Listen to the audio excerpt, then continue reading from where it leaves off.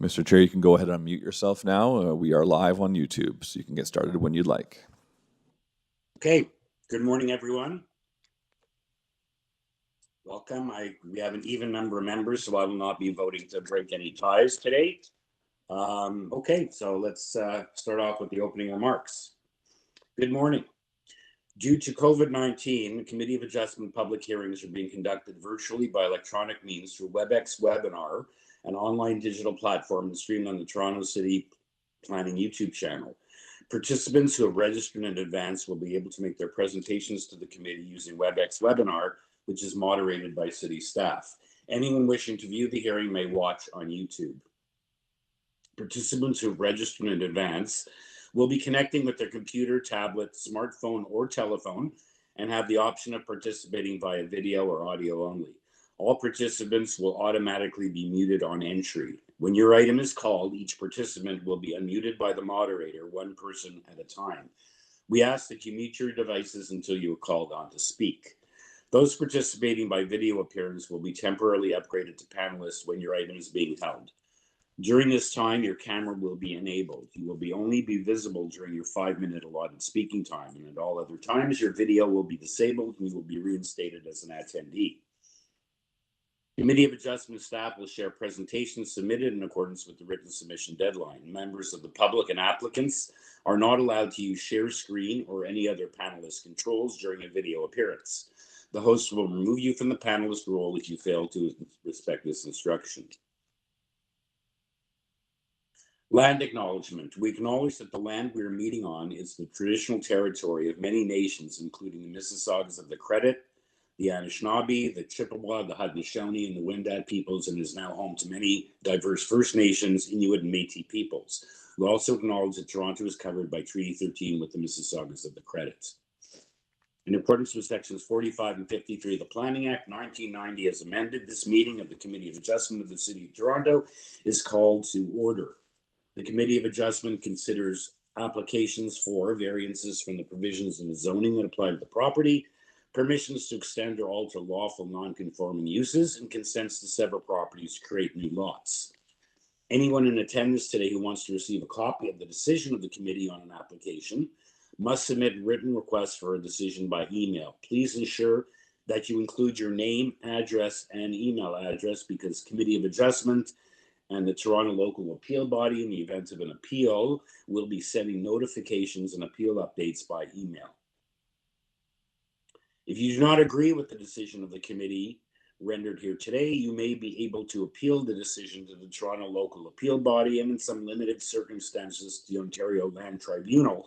However, the provincial government recently amended the Planning Act and generally removed rights of appeal of third parties to appeal Committee of Adjustment decisions. As of November 28, 2022, only the applicant, the Minister of Municipal Affairs and Housing, specified persons and public bodies as defined in the Planning Act are permitted to appeal decisions of the Committee of Adjustment. Appeal instructions are set out at the bottom of the decision of the committee. The hearing procedure is as follows. I'll call each item in the order listed in the agenda after first dealing with closed files and deferrals. When making your submissions, if an application is uncontested here today, meaning that there may be letters of opposition, but there's no one here present to make deputations with respect to the application other than the applicant or agent, they may proceed with the presentation if they desire, or if the committee desires. When the committee does not require a presentation, applicants are to advise the chair should they wish to address the committee. The committee may ask questions and then take the matter into the committee for a decision. Each speaker, including the applicant or agent, is given a maximum of 5 minutes to address the committee, and the clock is up on the board, and we will comment when you're reaching the 5-minute mark and ask you to wrap up. When addressing the committee, please start off, a lot of people don't remember to do this, please start off by stating your name and address, especially when we're dealing in the virtual world and over the phone. And please remember to confine your remarks to the matters as outlined in the application. The applicant on a contested matter, where someone else is present to make deputations, the applicant or their agent proceeds first and makes their presentation to the committee on the application.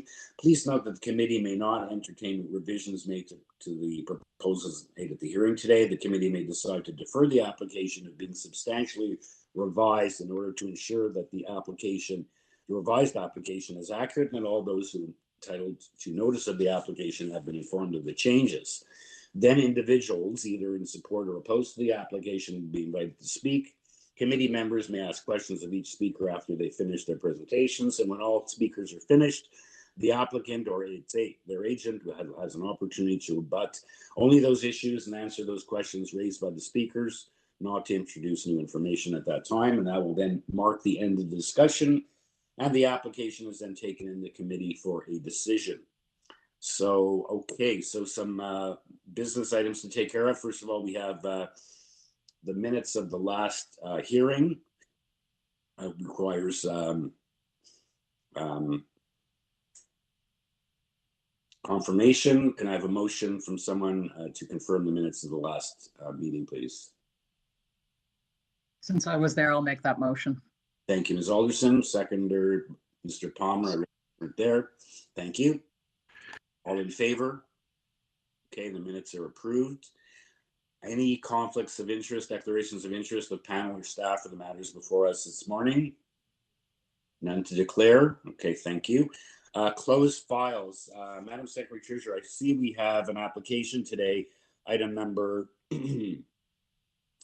36 Ash, and I believe it's number in the afternoon. I'm not sure when it is, but we also have, I guess, a previously open application that needs to be closed. Prior to that, it was a previous application from 2018. Yes, it was by the previous owner. So the current owner is asking that those files be closed. Okay, so I guess we should do that at this juncture. Sure. Okay. Motion to close the 2008 file. I don't know if we need to refer to it with any specificity, but I think we know what we're talking about. Can I have a motion to close those files? I believe it was also for consent.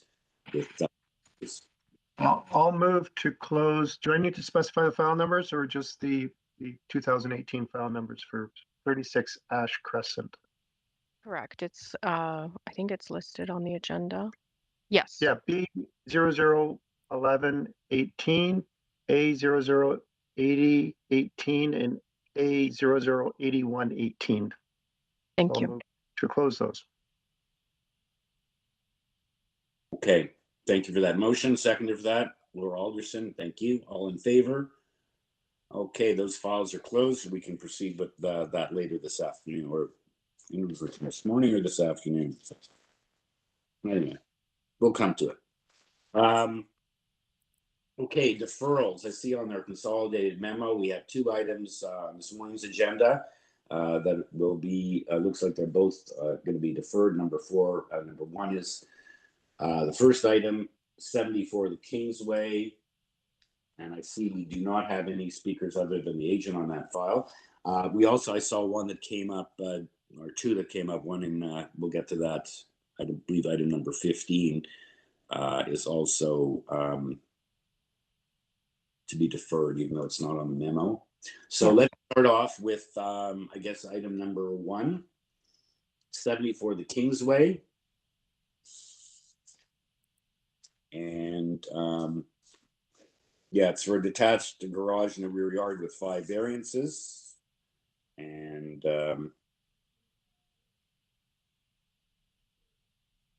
I think the applicant is requesting changes to the lot coverage variance and wants to reschedule to May the 11th. I don't know if that date is available. The speaker, the agent for the applicant is Salvatore Creamy. Mr. Creamy, welcome.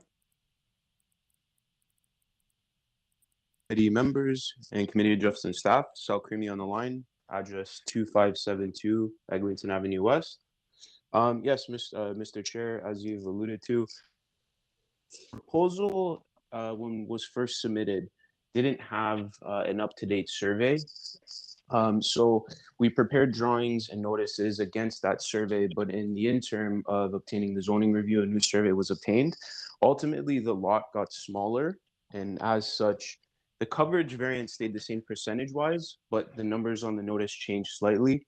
As such, it needs to be deferred for proper notice. Okay, thank you. Members, any questions for the agent? I note we do have a objection letter. Perhaps it can be dealt with the intern. There's some concern by a neighbor at 390 Prince Edward Drive North, concerned about a large Colorado spruce. I see there's an urban forestry condition here, but I don't know if it refers to that tree, and I assume that tree's on her property. So anyway, in any event, that's there's also a letter of opposition with the additional materials. Okay, members, any questions for Mr. Creamy, or someone ready for a motion to defer? And is May 11th been agreed upon? Is that available, that agenda? Yes, we've already mailed the notice for that date, so it can be deferred directly to that date. Okay, thank you. Okay, members. I'll move to defer so that proper notice can be posted, moving to defer to May the 11th meeting. Okay. Thank you. Seconder for that? I'll second that. Thank you. All in favor? Okay, it is deferred. We'll see you again here, Mr. Creamy. Be well. Okay, the next item is item number 9, 89 CRENDON Drive. It's an application for a new detached dwelling with an attached garage with one variance, the FSI. It looks like it's on the list for items, reasons 1, 2, and 6, 6 being the request of the applicant. The speaker for this application is the agent for the applicant, Hank Nota.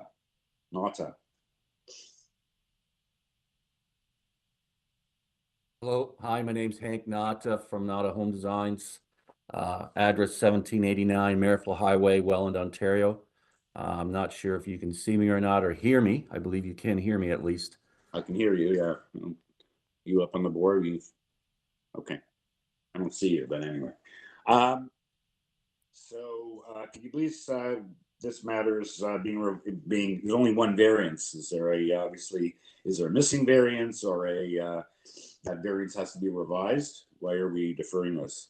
We're requesting a deferral because we've been in the process with the building department of a number of deficiencies in terms of the drawings due to the elevations, calculations for floor space index, items along those lines, where there is a number of deficiencies that the building department wanted us to address.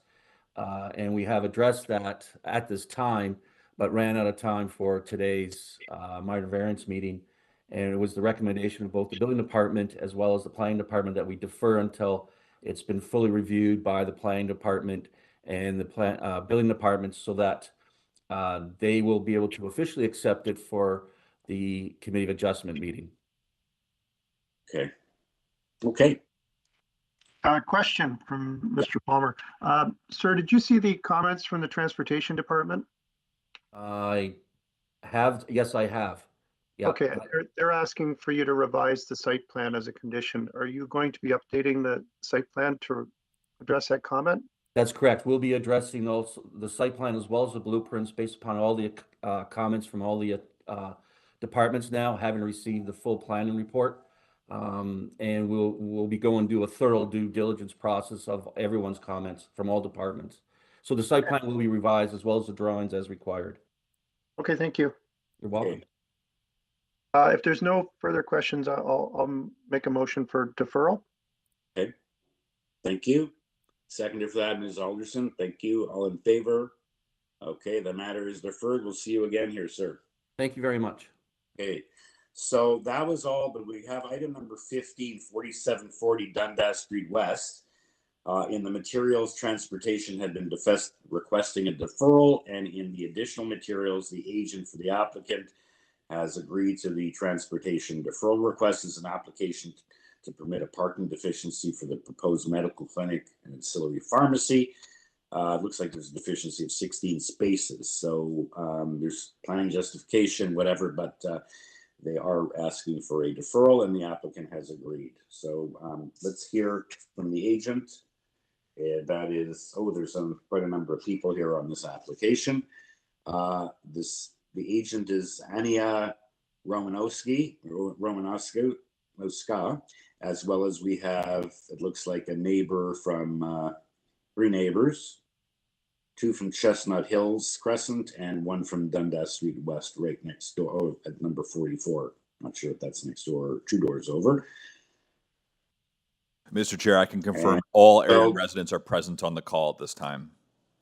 They are. Okay. So area residents, we're going to hear first from the applicant, but there was, or as I said at the outset, there was a request from transportation to defer this matter, and the applicant has requested, so we will not be dealing with this on the merits here today, but we will check in with you in any event as a courtesy, just to check in.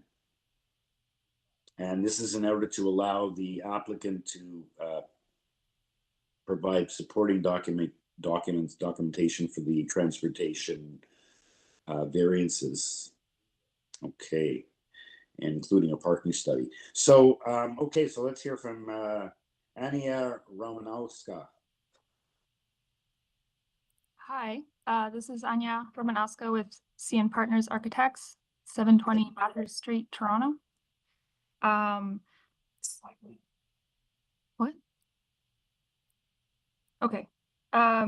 So we have received a letter from the Department of Transportation, the City of Toronto, recommending us to defer this Committee of Adjustment meeting, the details of which have been shared here. We will use this deferral time to consult with the Transportation Department, as well as have a meeting with the neighbors of the project site who have expressed concerns, so that hopefully we have a better solution for the next Committee of Adjustment meeting. Thank you. Okay, thank you. So we now have 4 neighbors to check in with, 3 on Chestnut Hills Crescent, one of which I think we have an issue about their email address. We have to determine those, so when we check in with them. So, okay, the first speaker is Victor Conte, 4744. And again, speaking to the merits, this matter is being deferred for those reasons stated. Good morning. Good morning. Yeah, it's Victor Conti, as you said. Yeah, 4744, which is right next to my building, the proposed pharmacy or clinic. I don't have an issue having a clinic there. I think it's probably needed in the neighborhood. However, sir, just if I can interrupt for a second, we're not going to be dealing with this matter on the merits here today, as you've heard the matter being deferred to another date, and you will be re-notified. So we're not just checking in as a courtesy, just as because you're on the line and you were prepared to deal with this on the merits here today, but we're not going to be doing that. And hopefully there'll be some more. So the lady just stated, the agent for the applicant, that they were going to reach out to the neighbors to discuss this as well. Okay. Okay, and if there's still concerns, you'll be able to raise those concerns when we eventually do have this matter back on a later agenda. Yeah. How soon do you think this can happen? Well, it all depends on how the agent, perhaps she can respond after we finish, to how long it's going to take her to do what she needs to do. To do the study and do the other things the city is asking for. Yeah, that's fair. Yeah. And I see they did have now asked something about they've increased bicycle parking or something, or there was some revised plans adding bicycle parking, but there are 7 letters of opposition. There's 4 people here today, so that's the purpose. Okay. And if you still have concerns, we will be here again. And you will be notified if you were notified, because you're right next door. Any questions for the speaker? Panel members? No? Okay. I have a question, Mr. Chair. Yeah. I'm just wondering if we can clarify what the actual deficiency number is prior to coming back, because I think it was pointed out and it also confused me. It's if 37 spaces are required, then why is the deficiency only 16 and not 21? Okay, I was just asking if you had any comments for this neighbor. We can deal with that. Sorry. Yeah. Okay, thank you, but perhaps staff can formulate an answer for you after we've checked in with the other 3 neighbors on the line. But you have no questions for Mr. Conte? No. Okay. Okay, so the next speaker is Nevio Tenuta at 15 Chestnut Hills Crescent. Mr. Chair and members, Nevio's asked to be on video, so I've gone ahead and moved Nevio over to a panelist. Nevio, you can now start your video by clicking the Start Video button. I'll go ahead and unmute you. Go ahead, Nevio. Thank you, Mr. Chair. Hello. With respect to the deferral, I think that's fine. There's no comments at this stage. I did want to get some clarity on the variance as well, so we wait for the deferral at that point, then we can discuss it with Annie and her team. Okay, so we'll hear from Vania on the at the end about what the procedure is, and I assume she has the contact information or can get it from staff to contact the various neighbors. Absolutely. To do so. Okay, thank you. Thank you. I guess no questions for this neighbor either, or any neighbors. Alexandra Glisick at 1 Chestnut Hills Crescent. Just like Nevio, I am here also just to hear about the deferral, and I'm looking forward to speaking to Anya as well and learning a little bit more about it. To maybe answer Stan's question, I think the transportation actually gave a very good description of the situation with the parking around the block. Thank you. Thank you. Okay. And the last neighbor is the owner of 3 Chestnut Hills. It looks like do not reside at the property. It looks like staff wants some clarification of their emails or something. So perhaps so this Oksana Mr. or Chair, Darian. correct. It will be This Oksana. Yes, Oksana, and I'm her daughter Anna. She does reside at the property. I'm not Okay. sure what that issue is about, but we don't have any objection to the deferral. We agree that there's a lot of information that's still required from the applicants, and as well, we agree that the variance, the deficiency number needs to be confirmed in advance because everyone's confused. Well, Okay. we're not confused. We think we know what it is, that it's actually larger than 16, but that needs to be confirmed for everybody. Okay. Thank you. Mr. Chair, before we step away from this moment here, can I confirm with the speaker that they are not Oksana and that you did confirm that you were the daughter of Oksana? Yes, I am the daughter of Oksana. Oksana's right next to me. Perfect. Can you see me? Yep. No. not on No. video. But can you identify your full name then for us, just for our notes, please? Thank you. Yes, sorry. My name is Anna Azam. It's AAZAM. Perfect. Thank you. And your address? My address is 40 Roxaline Street. Thank So you. it's not adjacent. That's okay. Just need it for our records. Thank you. Yeah. Thanks, Mr. Chair. Okay. Thank you. Okay, members, motion to defer item number 15 for reasons stated. I'm happy to make that motion for deferral. Okay, thank you, Ms. Alderson, seconded by Stan Komarek. Saw your hand up. All in favor? The matter is deferred. Thank you. We'll see you all again here at a later date. Okay. I also see, Madam Secretary, we have number 8, but perhaps we can deal with that as we get through. There's a request from, I believe in this case, TRCA. Looking for Yes, we can deal with that when that item comes up. Okay. Okay, in that case, we can start off hearing applications. First item we're going to hear is item number 2, 45 Del Ria Drive. It's an application to legalize and maintain the existing canopy to the detached garage. There are 2 variances. We have the order to comply. We have nothing else on file that I can see. And the speaker on this application is, oops, 2-sided paper. Marco Vieira, only speaker. Welcome, Mr. Vieira. Good morning, Mr. Chair, members of the committee. Marco Vieira here. I'm at 257 Dunraven Drive, and I'm the agent and the designer for this project. Okay. So quite straightforward. Is there anything you'd like to let the committee know? Just a quick summary of there's a canopy on the added to the garage. Through you, Mr. Chair, that is correct. So the existing garage and storage area is in existence. There was a concrete walkway that led to the back, and the owner decided to cover it, not knowing that he needed a permit, or that would trigger variances for zoning.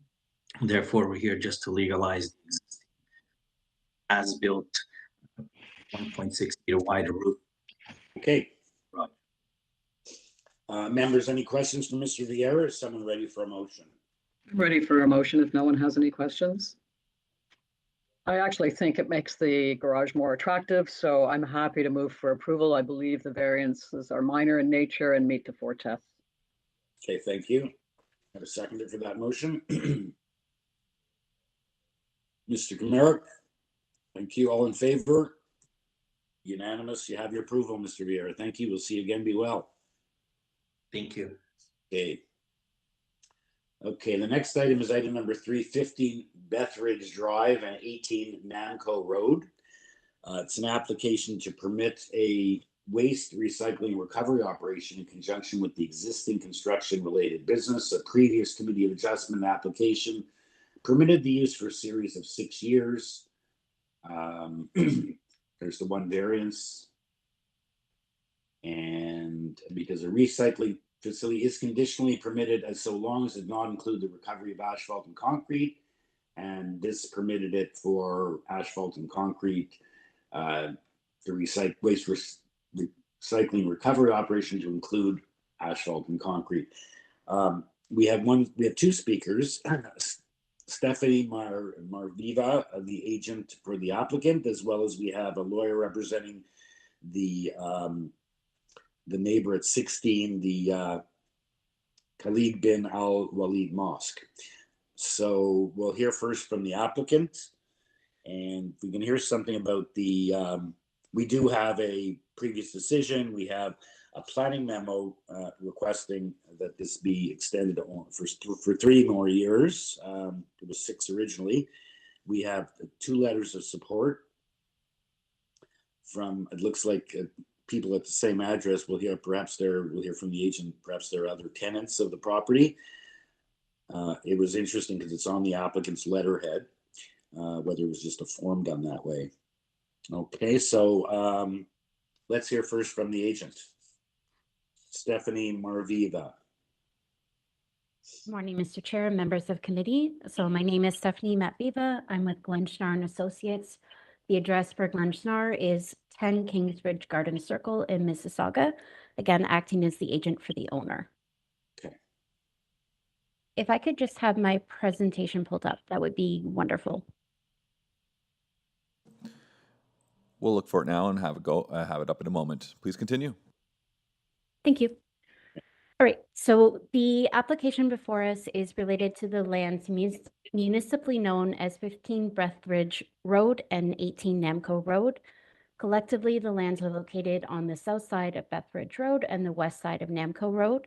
The site is located within an established employment area of the city and is currently utilized for an existing non-hazardous waste recycling recovery operation. I'd highlight that the site is located, as I mentioned, is located within an existing employment area that contains a broad range of commercial and industrial operations. So just moving on, slides are out of sync, sorry about that. The owner is seeking permission to permit the existing waste recycling recovery operation use to continue. As context, and as mentioned by you, Mr. Chair, the owner did receive a previous variance to permit this use in 2017, with the use approval expiring in 6 years' time. This previous approval is set to expire in May 2023, which is why we're before the committee today. And if we can go back up to the site plan for just a moment. The site is currently utilized for an existing non-hazardous waste recycling recovery operation. This facility includes an administrative office structure that is situated just along Bethridge Road. It also includes a number of accessory low-rise structures, and all of these structures, as well as the outdoor storage areas, provide for the existing use operations. The existing facility accepts a range of non-hazardous construction and demolition waste Accepted waste is transferred, hand sorted, grinded, and crushed for the use in higher order products. Excess clean soil is also stored on the site for use in other applications, sorry. Just to highlight, there's no development or site alteration contemplated as part of this application. I'd also highlight that the site is subject to an existing environmental compliance approval.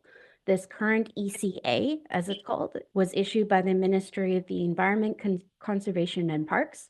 It outlines a number of conditions that must be satisfied for the existing facility to continue to operate. The existing ECA dated March 1st, 2022 actually does not expire.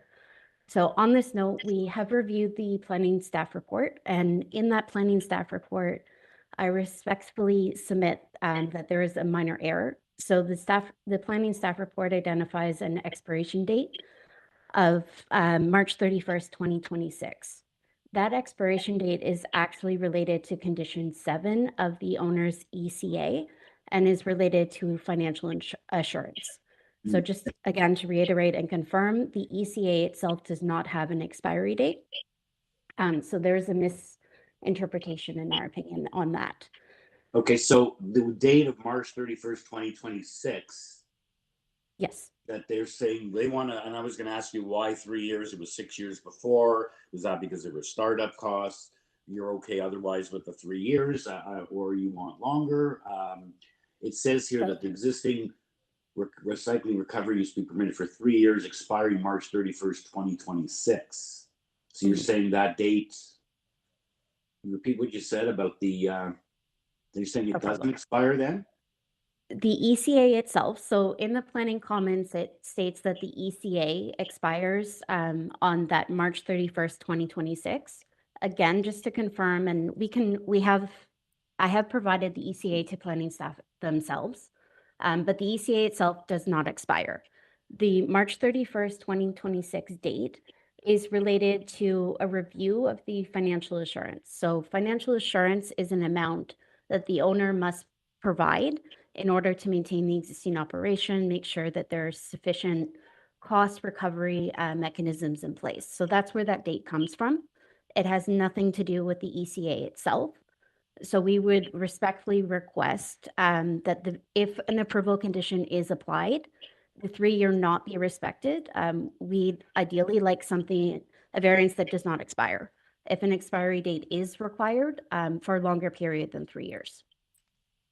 Okay, so typically when they approve something like this and they want to have a look-see, so that's why you got the 6 years. I don't know what the implication was going forward. It looks like the city, again, is looking for just 3 years at this point. You'd have to come back again in 3 years.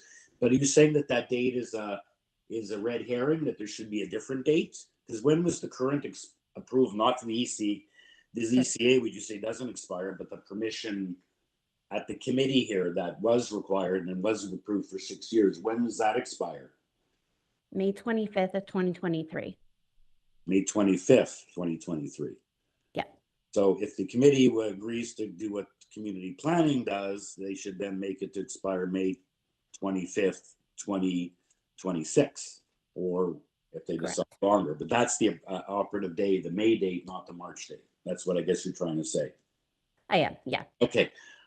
So then again, again, we're going to still hear from the neighbor, but so then again, you would prefer, or you would ask for a permanent approval at this point, or such a number other than the 3 years or 5 years, or, you know, the question is, I assume the city wants to keep looking back. They say in their conclusion that they feel that they note that the Still City is located within an employment area industrial zone where industrial uses are largely contained and isolated from more sensitive land uses such as residential. So perhaps as the city continues to evolve, maybe it would be, I guess you are across the street from a mosque at this point, and perhaps in the future, the city is concerned that down the road, there may be other more sensitive uses, including residential, that would make their willingness to agree to this change, given asphalt and concrete. You're obviously still permitted to have your other recycling, but the issue is here. We're hearing here because of the asphalt and recycling aspect, which does provide. I'm familiar with some of these properties and huge high piles, but also there's a significant smell from the asphalt sometimes. So perhaps that's why. Anyway, anyone else have any questions for Ms. Marviva before we hear from the other the neighbor present to hear their concerns?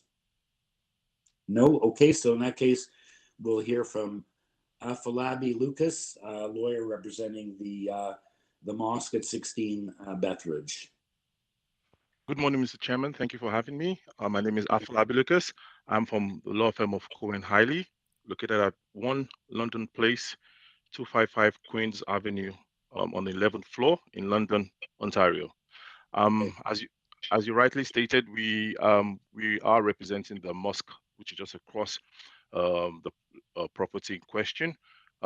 We have sent in a written submission in which we highlighted our opposition. I would like to first of all start by saying that we commend, the recycling effort of the applicant. It's in the interest of the environment. It is quite commendable, but we believe that the mosque and neighboring properties must have a clear understanding to assuage their fears of the adverse effect or impact of having a recycling plant that does concrete and asphalt near them. We have specifically requested that the first thing that should be done should be a survey. I know that this might not be something done regularly for planning applications, but because the mosque believe that they need to size and gauge the opinion of the neighbors just to be certain that such an operation should be conducted in their environment. That's the first thing we believe should be done. We have also requested that an EIA report should also be conducted. This would give us a clear understanding of whatever effect the operations might have on the neighboring environment. We articulated further for a TIS report, that's the traffic impact study. We also requested for a noise impact assessment and an odor impact assessment, plus finally a health and safety plan. All this we believe, as I said earlier on, would help assuage the fears of the neighbors, would help put things into context regarding the operation of the asphalt recycling plant. And at least at the end of the day, as you rightly mentioned, Mr. Chairman, it would give us some kind of security, some kind of safety assurances on the operation of this plant. Thank you very much. Okay, thank you, sir. Were you or your client represented when, 6 years ago when they brought in this use and got their approval 6 years ago? I do not think so. No. Okay. I do not have that information, but I do not think my clients, because they did not let me know that. Okay, so you don't know if they were present or had objection or asked for those things, the initial. So this is just an extension, so it's been going on for 6 years, or at least will be as of May, 6 years, and they need to come back here to get that extended. So the fact that it's been going on for 6 years, it's not like it's a new use. The other thing I point out, they are permitted as of right. This is an industrial zone. Yes. Do what they're doing other than the concrete and asphalt. It's just the concrete and asphalt addition. Yes. And I was on the committee, sir, many years ago, in the early 90s, mid 90s to the into the 2005 period. And when I was on the committee there at that time, downtown, we did a lot of approvals of mosques in industrial zones because those industrial zones weren't being well used, and the mosque had to go in there. I did in industrial multiple complexes as well, going into all those. But then I guess the question is, if you're going into industrial zone to do that for a mosque or a religious assembly, then you're going into an industrial area that's already there. So the only issue here is the asphalt and the concrete rather than the total operations. Okay.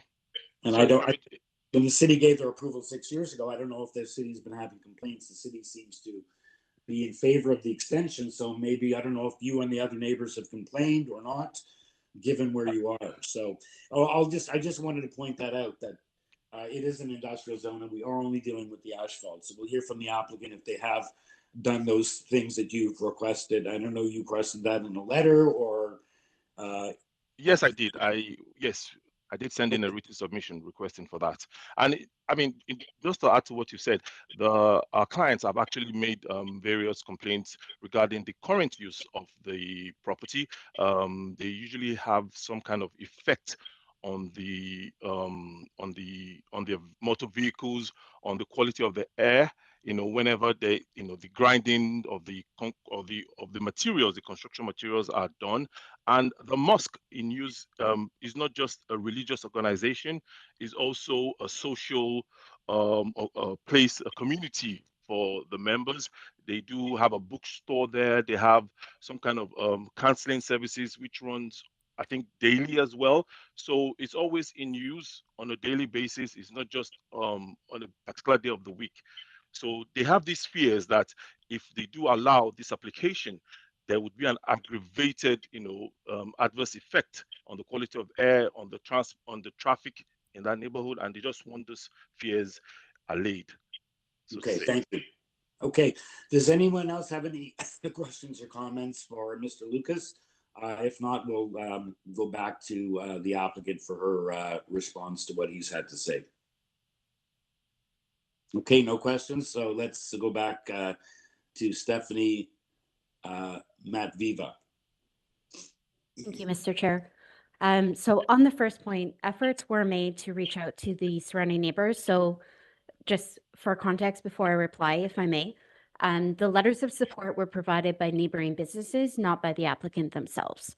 So again, efforts were made to reach out and have a conversation with the surrounding neighbors, their surrounding businesses, as part of this application proceeding.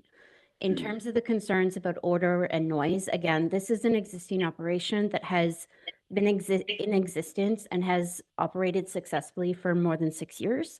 As part of their environmental compliance approval, there are studies and efforts that had to be identified to mediate and mitigate against noise and odor and all these other areas of concerns. So it is part of their standard conditions that they must comply with to continue to operate. These noise and odor concerns are being dealt with. And just lastly, I am made aware by the environmental consultant that works on behalf of the owner. Just given the nature of the operation itself, there really is no odor concerns. It's really just grinding. So with that, I'm happy to answer any questions that there may be. Okay, is there dust generated by the operation? Like the cars parked in the area, get covered with fine dust from the grinding, or? There is some dust that's generated by the operation, but there are dust mitigation measures in place. So there's different machinery and there's different mechanisms at work to actively control the dust. Okay, and the piles are covered with some materials after they're grinded, or? Yes, there's different ways that the operation is managed to, again, control the dust, control any potential adverse impacts. Okay, and this isn't an employment industrial zone, so. Correct. What all your activities other than the concrete asphalt operation are permitted as of right, so this is like an extension of that. Correct. Okay, thank you. Let me just note that I was on the panel that approved this in 2017. I was on the downtown panel, but I sometimes would pinch hit for them when they were short. So I don't quite remember it, but again, many of these uses and the issue when another use goes in into an industrial zone, it's a question of who was there first, and I'm not sure when they went in, but this use has been on the property since 2017. So as you say, there are certain mitigation measures permitted, and the city is recommending 3 years. So just to get your bottom line, what are you're asking? You see the 3 year, you would first of all ask it be to May 25th date as the effective date, and you would like longer than 3 years. You mentioned something about permanent. I did. Just be on the record of what you're asking for. So for the record, our first preference is a permanent approval. If a permanent approval is felt to be unsupportable, then we would respectfully ask that the approval be for an additional 6 years. if not more. Okay, thank you. Members, any questions for either the speakers or someone ready? Mr. Komaric? I just have a comment. I'm looking at Google Street View right now. It looks like a very, very well maintained site. In fact, at first I thought it was a used car dealership, a nicely run used car dealership. So I just wanted to make that comment. Okay, Mr. Komaric, I saw you had your hand up as well. Yeah, two questions for the applicant. First one is the March 2026 date. I'm assuming that if that letter of credit is not secured, does that prevent you from continuing the operation?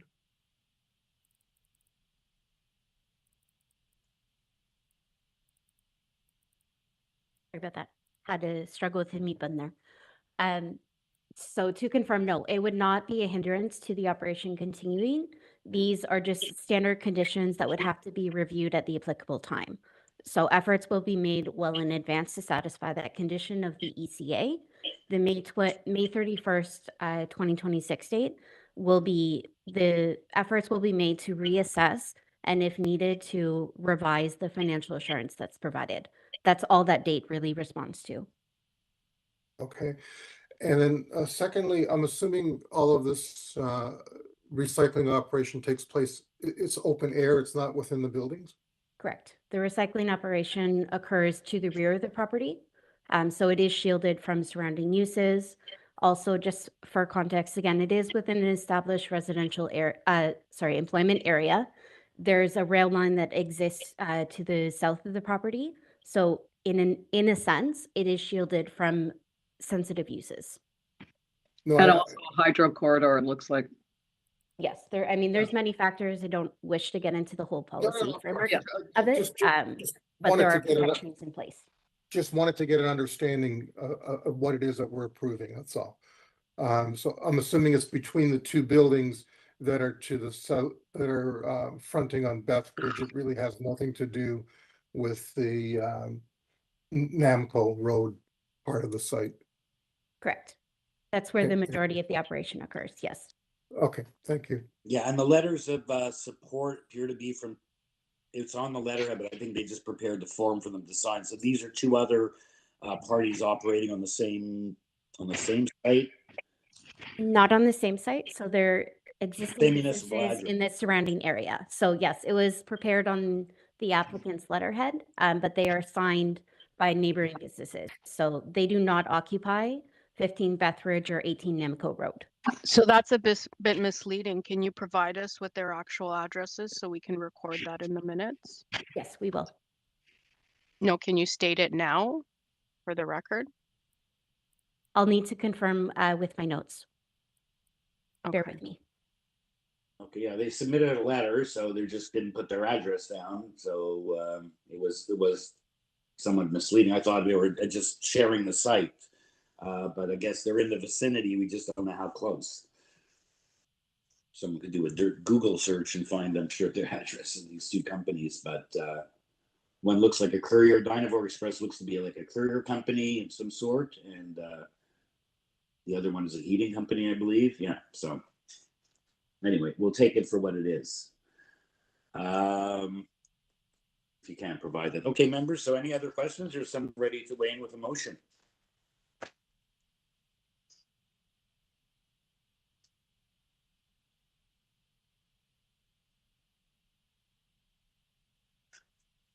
Mr. Komaric?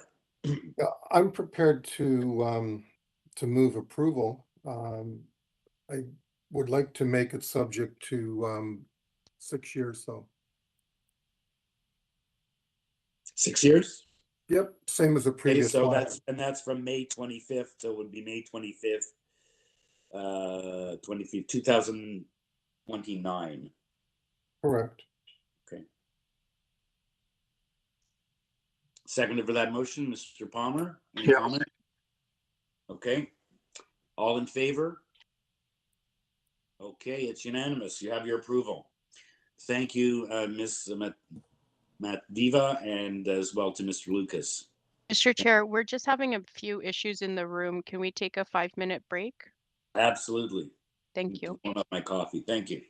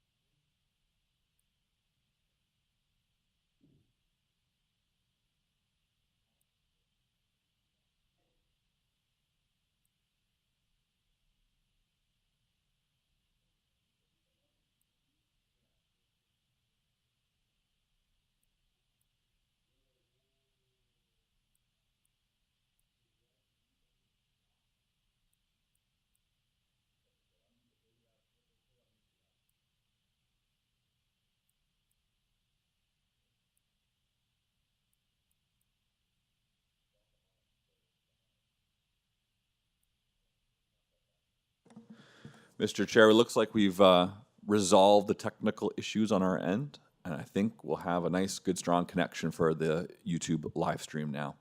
So if we want to get started, we can get started again.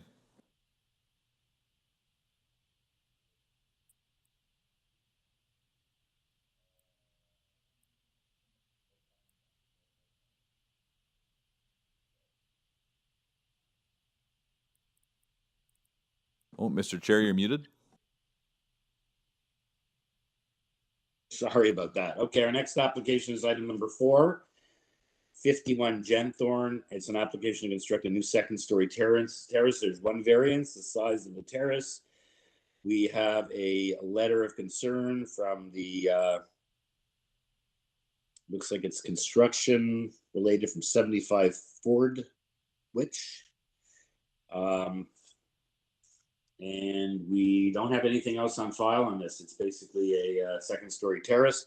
The speaker is the agent for the applicant, Enrique Valencia, and we have the neighbor from 57 Genthorn as well. So let's hear first from Mr. Valencia. Before, Mr. Chair, I want to bring to your attention the area resident is not present on the call. We did reach out to them via email and phone call with no response back. Okay. Very good. Okay, so Mr. Valencia. Good morning, Mr. Chair. Good morning. So my name is Enrique Valencia from Valencia Enterprises, located at 28 Commodore Avenue. I am the agent and designer for Freddie and Carmen Vega. They're the homeowners. Okay. This application is just for the proposed terrace, which really it was an existing flat roof, which turned into which they're now converting it into the terrace. Okay. We did do our due diligence by going around the neighborhood to the neighbors that it would affect immediately. And I know that you said that there was only one letter of concern, but I did upload an additional 4 letters of support as well. Oh yeah, sorry, I forgot to mention the addition materials. We have support from 58, 53, and 49 Genthorn, and from 79 Moncrief, I guess, behind. My apologies for that. So you said it's for the stairs. I see it's only for the size of the. Well, it's for the size of the balcony. It's the access to the terrace. It is. So the stairs are being built. That's what the building permit is going to be for. Okay. But the variance that we're breaking is that the size of the terrace, that existing flat roof, is more than the allowable. Exactly. So like normally when someone has like, this is a flat roof, is it sort of protected or shielded from the views, or is it, does it stick out? Right now it's completely exposed. If you move in the building permit package, if you keep going down to the isometrics on the last page, you can get a better 3D view of it. Okay, so just to clarify, I don't think there's any concern with the stairs. I think we're here only for the size. The standard size is 4 square meters. You're at 23.06. Is this off a bedroom, or is this just accessible from the outside? It is off a bedroom and Okay. a corridor as well. The door. 4 letters of support. No one with any concerns. The one neighbor of concern who wrote the letter is not here on the line. I don't know if that's the same party who I complained believe about. the letter of concern was mostly about the construction, which when we did go around the neighborhood, the neighbor across the street did Yes. Yeah. he did complain about the construction going on down the road, which is already finished. But he assured my client that when we were doing the construction for the top up, we didn't cause that much noise or anything like that. So I'm not sure what happened from the time we finished the house to now. But one of the he pointed out that the house down the road did make quite a big fuss in the neighborhood. Yeah. Okay. So I see. I did say that in my introduction that the letter seems to be from 75 Ford, which seemed to be concerned only with construction issues. Yeah. But there is a letter from the speaker from a couple of doors down. Was going to be on the line. We don't have anything in writing. So you're right. We don't have anyone objecting to this at this point. On the merits, on the planning merits. Members, any questions for Mr. Valencia? The neighbor is not present on the line, so we only have the one speaker. Or is someone ready for a motion? I have a question, Mr. Chair. Perhaps it's a question for staff as opposed to the speaker, but first off, Mr. Valencia, I believe there is an existing balcony at the front of the house. Through you, Mr. Chair, yes, there is. There's a little small balcony there. So this is technically a second balcony on the same structure? Correct. Well, it's yeah, just by definition, the front would be a balcony and this one would be the terrace. Okay, but yeah, it would be a second it's a second platform. Yeah, exactly. So my question to staff is, do we not need a second variance because this is a second platform? The zoning review has not identified an additional variance. I know they haven't, but I'm just wondering why. I'm not a zoning examiner. I'm familiar with zoning, but I can't identify what their variances are. You know, it's a good catch, Mr. Comeric, a good question. I guess it's not really before us, so we can't, we'll have to, if we approve it today and they have to come back, then they'll have to come back. No, that's fine. I just, yeah, to me, it just seemed odd. You know, I guess it's perhaps how they, it's called the South Side Yard Terrace, perhaps. I guess we can't answer that today, but it's a good observation. I think we have, so I think we have to proceed what we're doing. Perhaps Mr. Valencia can enlighten. Yeah, well, I'm not trying to hide anything either. The main purpose of the applicant, like the drawings, they were supposed to show everything, and I know that the city also referred back to the original building permit, which I spoke with the zoning examiner there because I did the original building permit for the top up.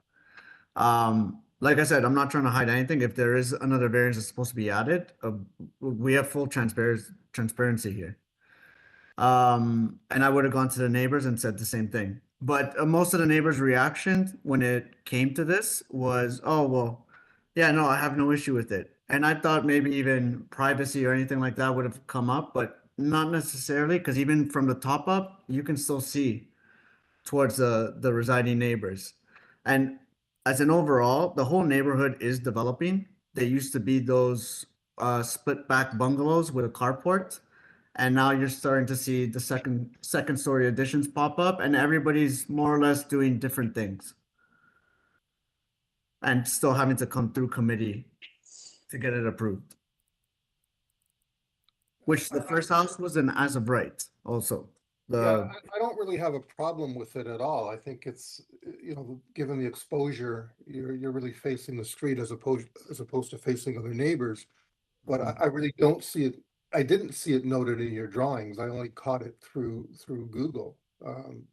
So anyway.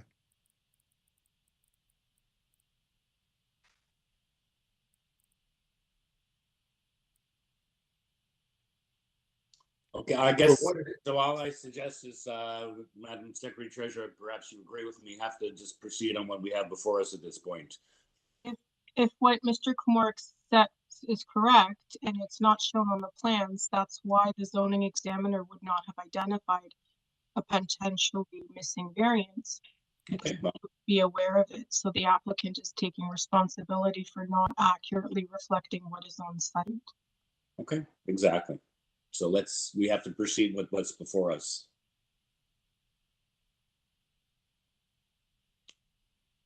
Unless Mr. Valencia wants to, well, we normally don't deal with a deferral at this point to see if he has all the variances and perhaps avoid a second application fee if Mr. Comeric is correct.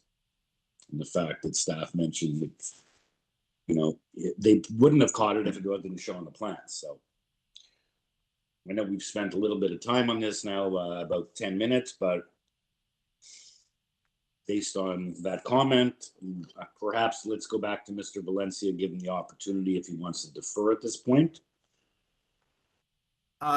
Just from the previous dealing that I did with the zoning examiner, because I did have a phone call with him. I would say continue. I did say that I did let him know that there was already not specifically that there was an existing balcony, but I did let him know that there was an existing permit. Okay. Anyway, we went through this already. I just asked you if you want to take that opportunity. You said no, so let's proceed. Okay. Okay. So, someone ready for a motion on what's before us?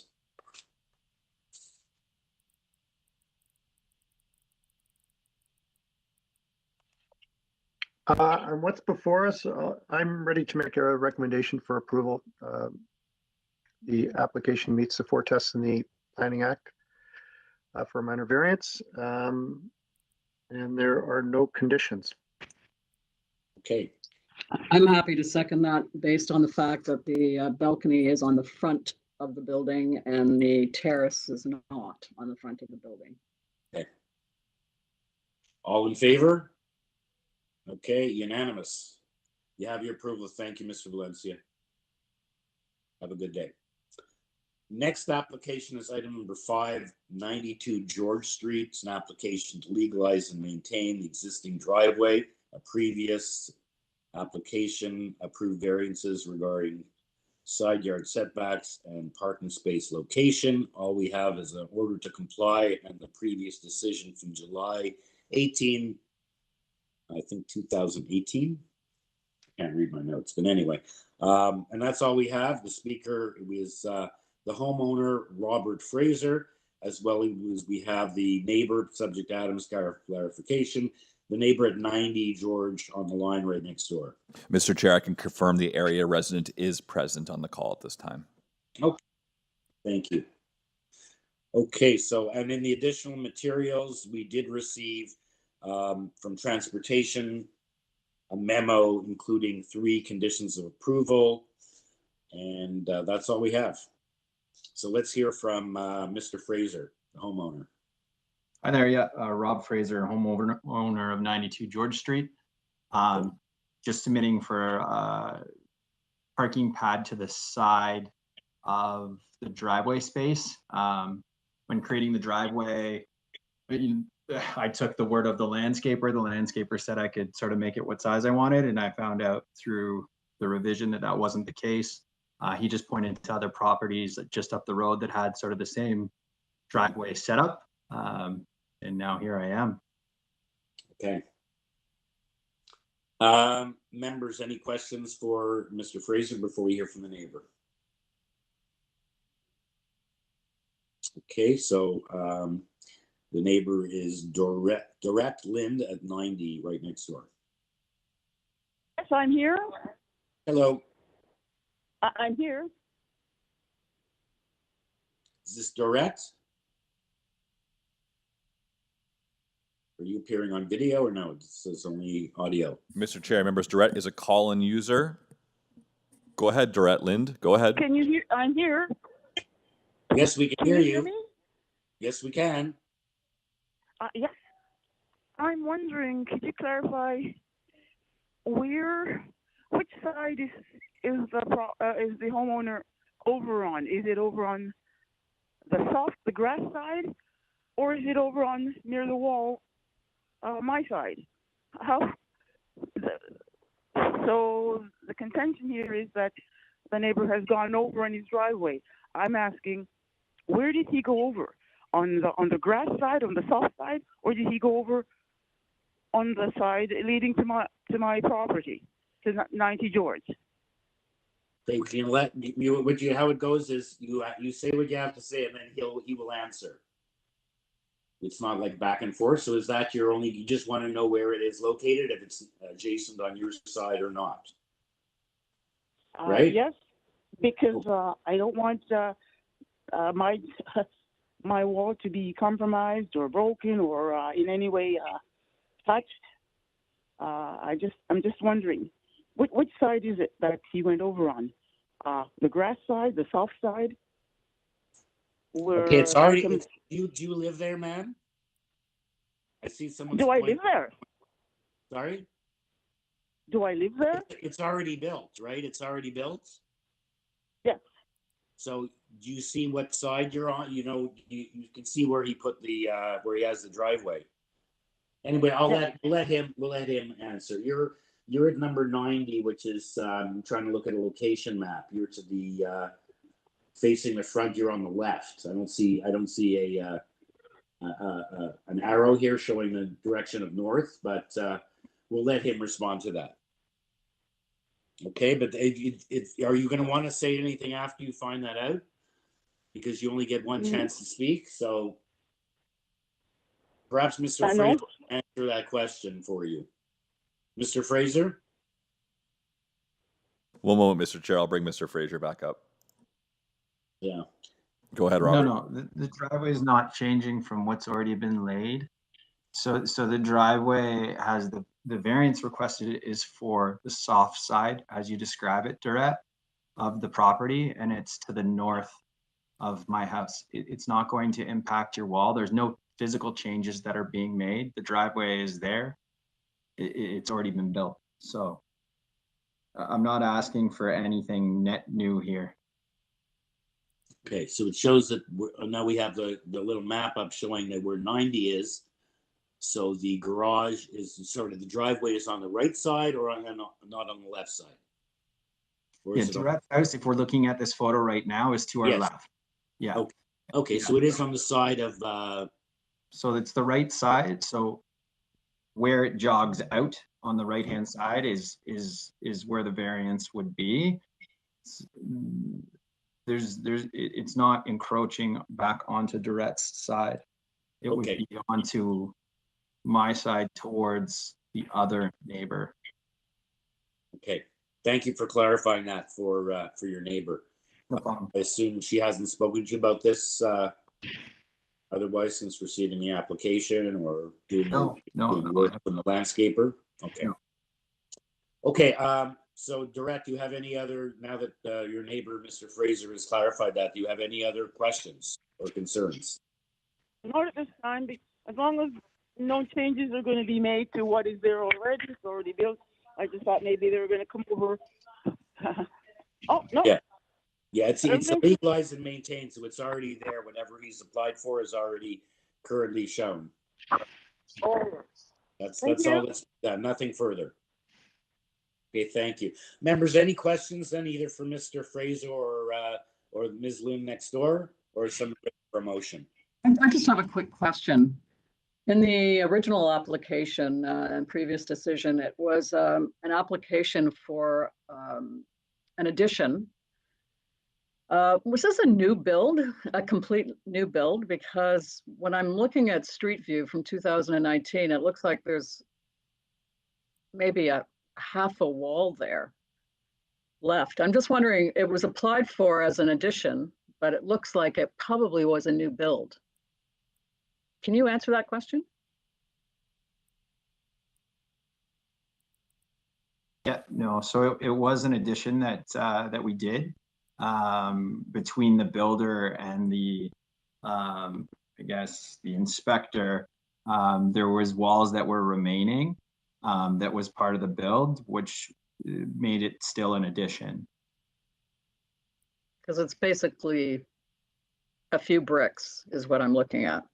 Anyway. Yeah, there's other walls that extend down the side that you can't see. Okay. Just from the street view there. Yeah. Okay, thanks. Yeah. Okay, so this is about, we're just dealing with the driveway here, not the location of the driveway. With those three variances. So is someone ready for a motion? Or are there any other follow-up questions for Mr. Fraser? And I assume, Mr. Fraser, you're okay with the transportation conditions?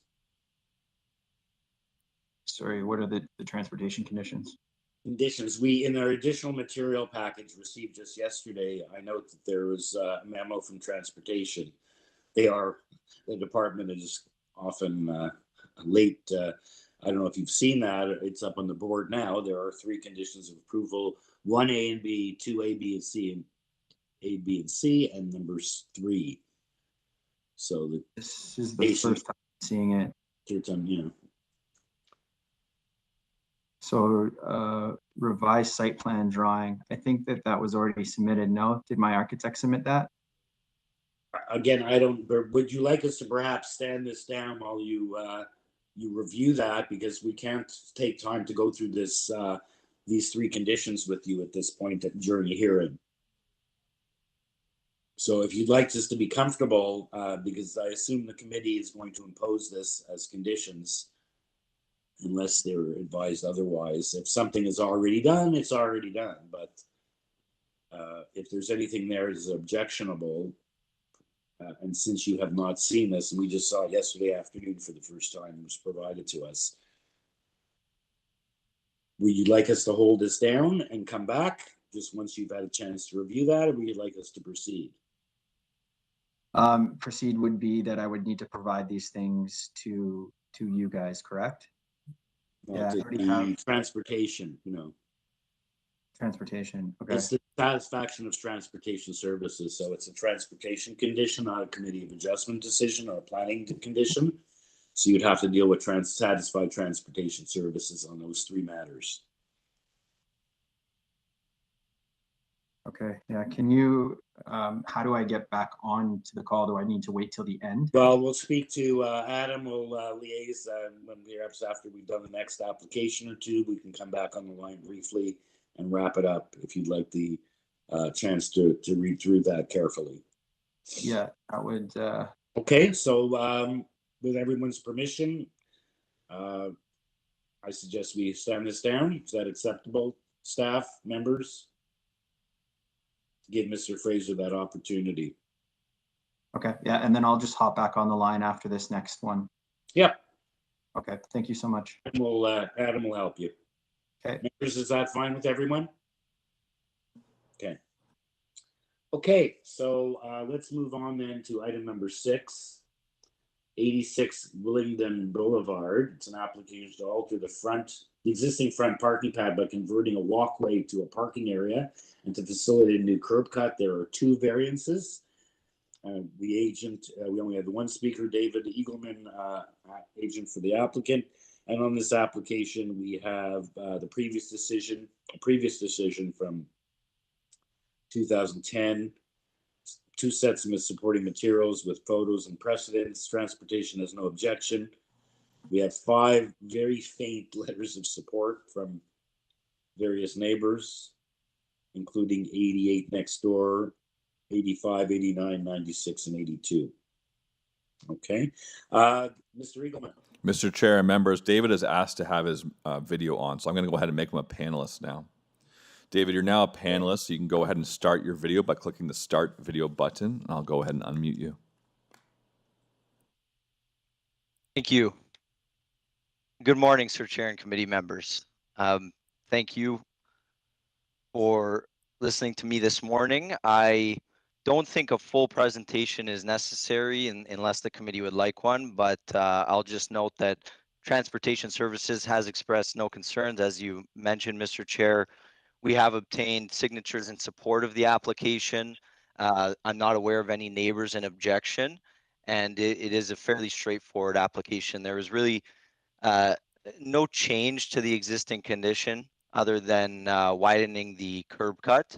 And there's currently nowhere to park on the subject property other than the front yard.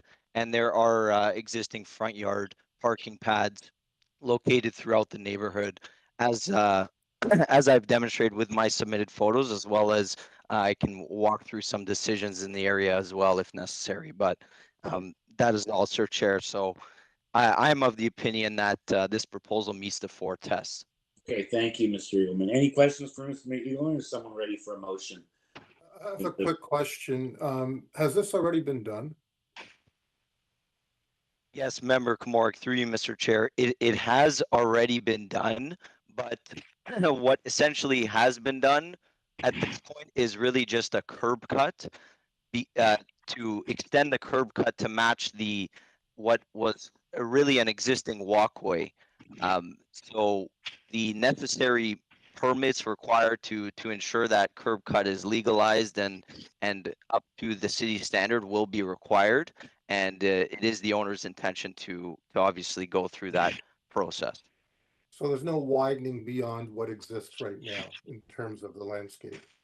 Correct. Okay. Okay. Any So other that questions? that tree will not be affected then?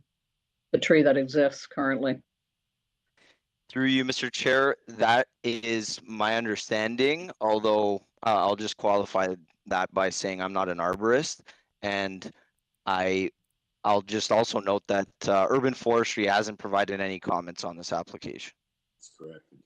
Yeah. If no one has any additional questions or comments, I'm prepared to make a motion. I believe this application meets the 4 tests as desirable, and I move for approval with no conditions. Thank you. Seconder for that? Mr. Palmer, thank you. All in favor? Unanimous. Thank you, Mr. Eagleman. Thank you, Sir Chair and Committee. I'll see you shortly for the next door property. Okay. Okay, item number 7, if perhaps then we can try this, go back to Mr. Fraser. Item 7 is the 63 Queen Street. It's an application for a 1-story front addition, a 2nd and 3rd story additions above the existing dwelling, and to convert the basement to a secondary suite. There are 6 variances. We have nothing other than the additional materials. We have Urban Forestry looking for condition 1, and the additional materials we have support, 5 letters of support in total, including both adjacent neighbors at 61 and 65. And the speaker for this application is Ryan Dunlop, agent for the applicant. Mr. Dunlop, welcome. Good morning, committee members. Good morning. So very straightforward. You got 6 variances, but we have nothing on file other than the 5 letters of support and Urban Forestry condition 1. That is correct. So no need for a presentation. Is there anything you'd like to let the committee members know before I take it in and see if they have any questions for you? No, I think everything is relatively straightforward. So, yeah. Okay, members, any questions for Mr. Dunlop, or someone ready for a motion?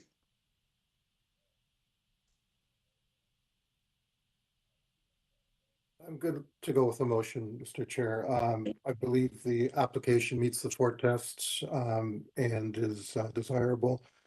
I'd like to move approval subject to forestry condition number 1. Okay, thank you. Seconder for that. Ms. Alderson, thank you. All in favor?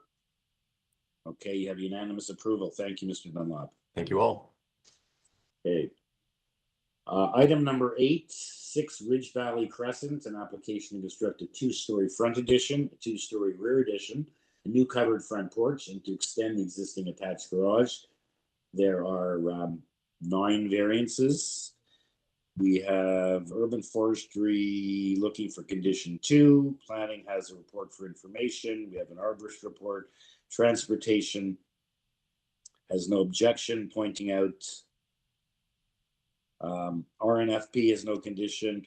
TRCA is looking for a deferral, as I'm going to refer to at the update at the outset that we could deal with. The TRCA is asking for a deferral in order for the applicant to provide and permit a review of an updated geotechnical report. I believe it's been done, dated April the 19th, received by the city April the 20th, but they haven't had a chance to review it yet. So the subject property is located within the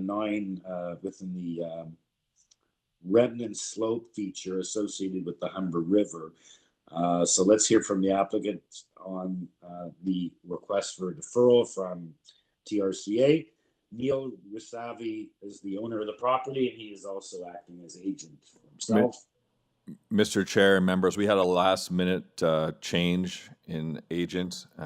Giorgio Lolos, who did not register for the file, will be speaking to it. Okay, so we have the agent and not the homeowner on the line, and that's the only speaker we do have on this application. So welcome, Mr. Lolos, and let's hear from you about the TRCA deferral request. You've done an updated geotech report, but they haven't had a chance to review it yet. Yeah, this is the technical report between the committee, TRCA. Yep, sorry, can you just start off by stating your name and address formally for the record? Absolutely. Good morning, Mr. Chairman, members of the committee, members of committee staff. My name is Giorgio Lolos, representing the file of us today. First and foremost, I'd like to take a moment to appreciate and thank Committee of Adjustment staff for having me link. Unfortunately, the reason why I asked for this request was I have two committee hearing dates, same date today at North York and here. And I thought I registered for both, but only one. So I apologize, and I do thank the committee staff for helping me out. So first and foremost, yes, there is a coordinating factor between TRCA, Daniel, TRCA, and Daniel at the committee coordinating the geotechnical stuff, which was requested a while back ago, but again, they're still sort of formulating their concerns or their requests through and through. That's the only outstanding item, sir, that sort of is applied to this application to date. So that would be, I guess that's the only answer that I have that question, because we're still waiting for both Daniels to coordinate their. Okay, so here's just the question is, are you willing? Do you want to proceed today, or do you want to defer as requested by TRCA, given that they haven't had a chance to review your updated geotechnical report? Mr. Chair, that's unfortunate. The question is, I guess I would actually have to sort of ask the homeowner on that question.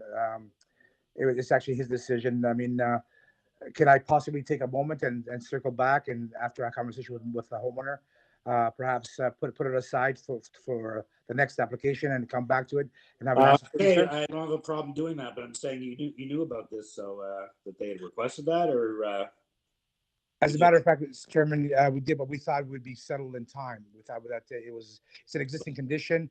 Everything in the back of the property is existing. Therefore, it always has been existing. The application was made to TRCA a while back ago, which again, the application in front of us today has no impact on the rear, which was applied a while back ago with TRCA. The variances in front of us today have no impact towards the back at all. Well, you're doing a two-story rear addition. Well, no, that exists, sir. The only exterior addition is basically the areas in between that are on the foundation wall system. So it was always, the foundations were always in place for that.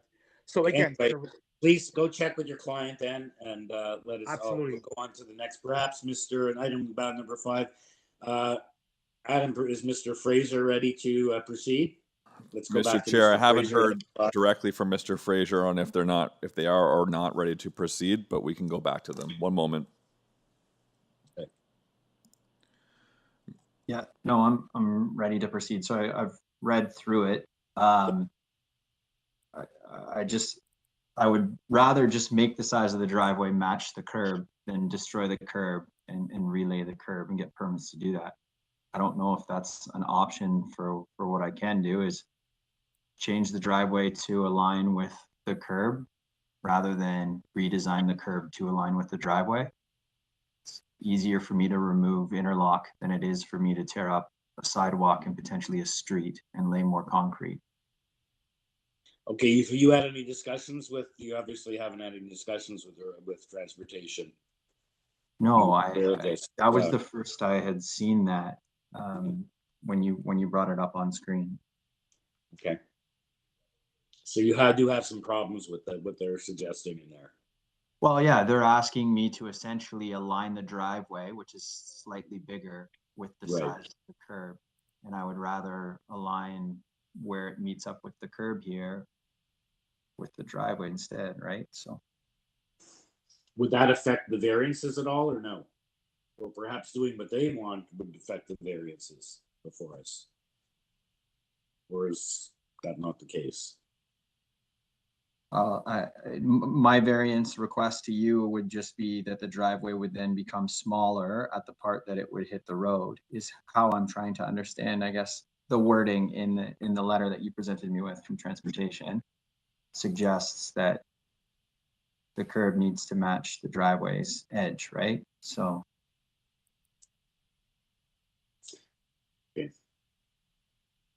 But it won't, I see one of the variances, the width of the driveway is over by 0.36. That's not going to go get any higher if you have to do what they have to do, or.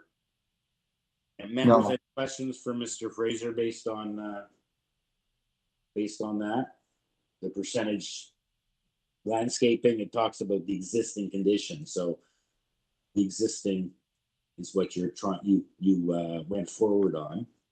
Right. So yeah, what's here is the existing. And from what I understand from transportation is that it's too wide at the curb and they want the curb to line up with the size of the driveway. Well, I would rather make the driveway line up with the size of the curb than have to destroy the whole curb, get the permits to do that, and then re-concrete it. Okay, the question is, I don't know what the members in such a situation, they're faced with a report from the transportation department. I don't know if you'd perhaps like to, we've spent time on this, to have it deferred was you can work it out, or else I don't know how the committee, I can't vote anyway. I don't break a tie here today. We have Can I make a suggestion that rather than having its explicit details in the transportation comment, we just ask the applicant to satisfy the transportation department? That way it's a condition of his approval. If he doesn't satisfy them, he doesn't get his variance. Okay, Barb, is that doable? What Mr. Palmer is suggesting, does that work? That actually gives more power to transportation services. It would permit them to have any kind of requirements versus what is specifically listed in their memo. The memo refers to work within the municipal boulevard. So even if the applicant is asking the committee not to impose those conditions, the city can require that of the applicant because that is work within the city lands, not the applicant's lands. This isn't particularly onerous or anything outside of what transportation services would normally request. So you suggest we proceed to impose the condition and then he can work it out to the best of his ability with transportation? Yes. Okay. Mr. Fraser, you hearing that? That's what the Secretary Treasurer, Mr. Palmer is suggesting doesn't work, and she says we'll give them actually more power. So if we proceed as per that, and then you can try to sort it out with them to show them how that would be a waste of time, money, and whatever else, rather than living with the existing. Okay, so we're deferring to the decision of the transportation board then. I would have to then go before them to ask for.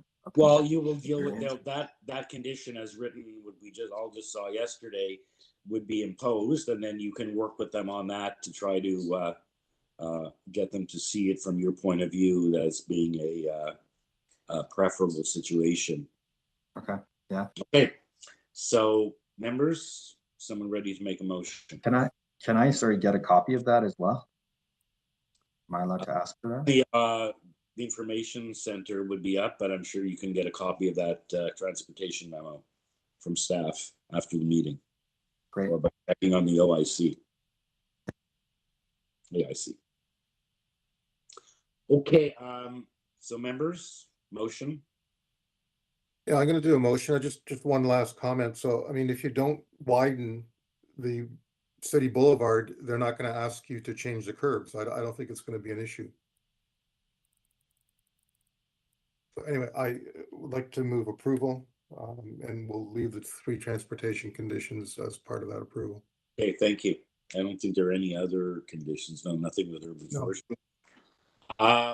Seconder for Mr. Kumarik's motion. Mr. Second. Thank you. Okay, all in favor? We have unanimous approval. Thank you, sir. Good luck. Okay, so we go back, I guess, to number 8 to see if Mr. Lolos has been able to get instructions from his client on a TRCA deferral request, pending their review of the April 19th updated geotechnical report. Mr. Chairman, can you hear me? Yes. Thank you, sir. Thank you for the time to allow me to talk to my client. I have spoken to my client, and unfortunately, the family dynamics restrict the time frames that they have. Is it possible, Mr. Chairman, that we can proceed with the application pending on a situation where it'll be all sort of based on TRCA approval? So basically, if we go through the application, can we put a condition pending on TRCA approval?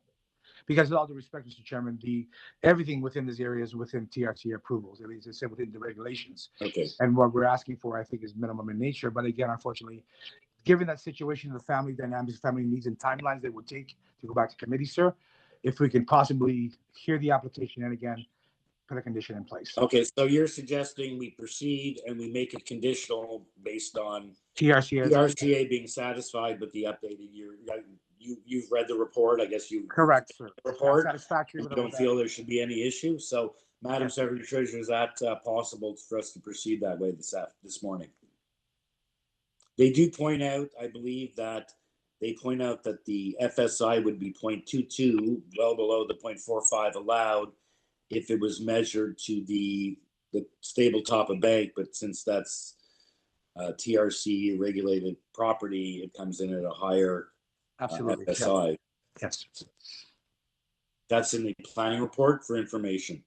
So first question is, I guess, the staff, can we proceed on that basis? If members... It's up to the committee. If the committee would like to proceed, you can. But the committee can impose that as a condition of approval, that the TRCA being satisfied with the technical report, rather than waiting for them to do it and get put back on a later agenda. I mean, they haven't asked for any conditions, so I don't know how to word. Well, it'll be subject to TRCA being satisfied with the updated geotechnical report dated April 19th. Otherwise, if not, I guess they wouldn't have their approval, or they'd have to. There is a mention of a fee for the review of the application. So I'm assuming that they would have to review the application because they do mention the fee.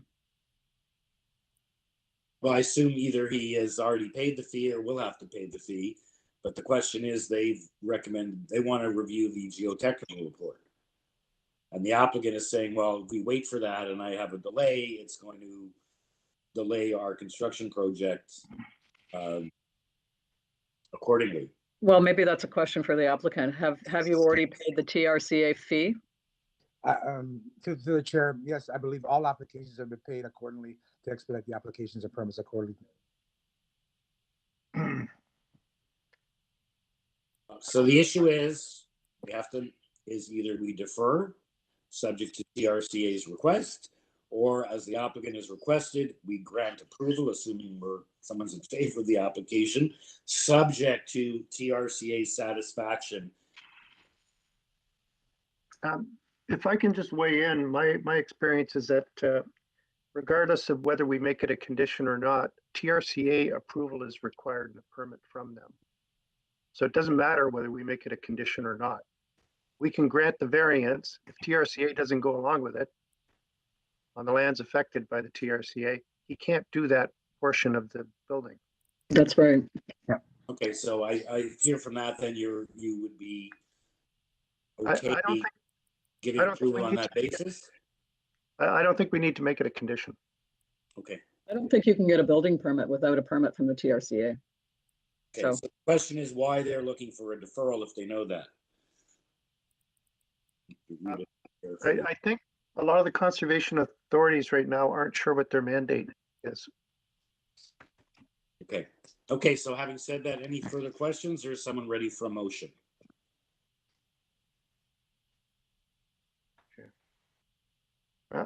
I'm ready to make a motion for approval. A variance is requested or minor in nature and meet the foretests in the Planning Act. So that's subject to forestry condition number 2. Okay. Could I make I would like to second that, but I'd like to make a friendly amendment that the TRCA would need to issue a permit before a building permit could be issued with the city. I don't know how that gets worded, but that kind of covers us off because they've asked for a deferral. So I think that if we just make that a condition, that the applicant needs to obtain a permit from the TRCA prior to getting a building permit, I think that's not a bad condition. Rather than deferring this application. Yeah. I don't know how that's doable, but yeah. Maybe that's a question of staff. Can we make that a condition? Rather than defer the application as per the request of TRCA? The only wording I can think of is on Ontario Regulation 166/06, permit shall be by the TRCA prior to the issuance of building permit. Okay. Can we make that a condition? Can I add that as a friendly amendment? If Mr. Palmer's okay with that. Well, I'm just concerned it's a bit of a chicken and egg thing. You can't get a building permit unless you've cleared your zoning, which is a minor variance. And if the minor variance is conditional on a building permit because of a TRCA clearance, and you can't get the TRCA clearance. So you think it's redundant to make that condition? I sort of do, yeah. I recognize what you're saying, but they need the permit regardless. Yeah. Okay, well, I can withdraw that. I'll second your motion. If you feel it's redundant, then that's fine. Yeah, that's sort of, yeah, what I feel. Okay, so we have Mr. Palmer's motion. I assume Lori will without that. Okay. Yeah. All in favor? Unanimous approval. Thank you. You have your application has been approved on that basis. Thank you so much, Mr. Chairman and members of committee. Appreciate that. Thank you. Okay, item number 10 is we have a revised highlighted in yellow to show the changes on the notice, the application. This is an application to legalize and maintain the partially built detached garage in the rear yard. There were 6 variances, 3 have been revised. We have the revised plans, a cover letter to outline the changes made based on discussions with planning, arborist report, tree protection plan, and a support petition. And in the additional materials, we have full support from Councillor Nunziata, and the speaker on this application is Marco Vieira.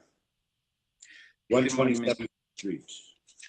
Good morning, Mr. Chair, members of the committee. Marco Vieira. I'm at 257 Dunraven Drive.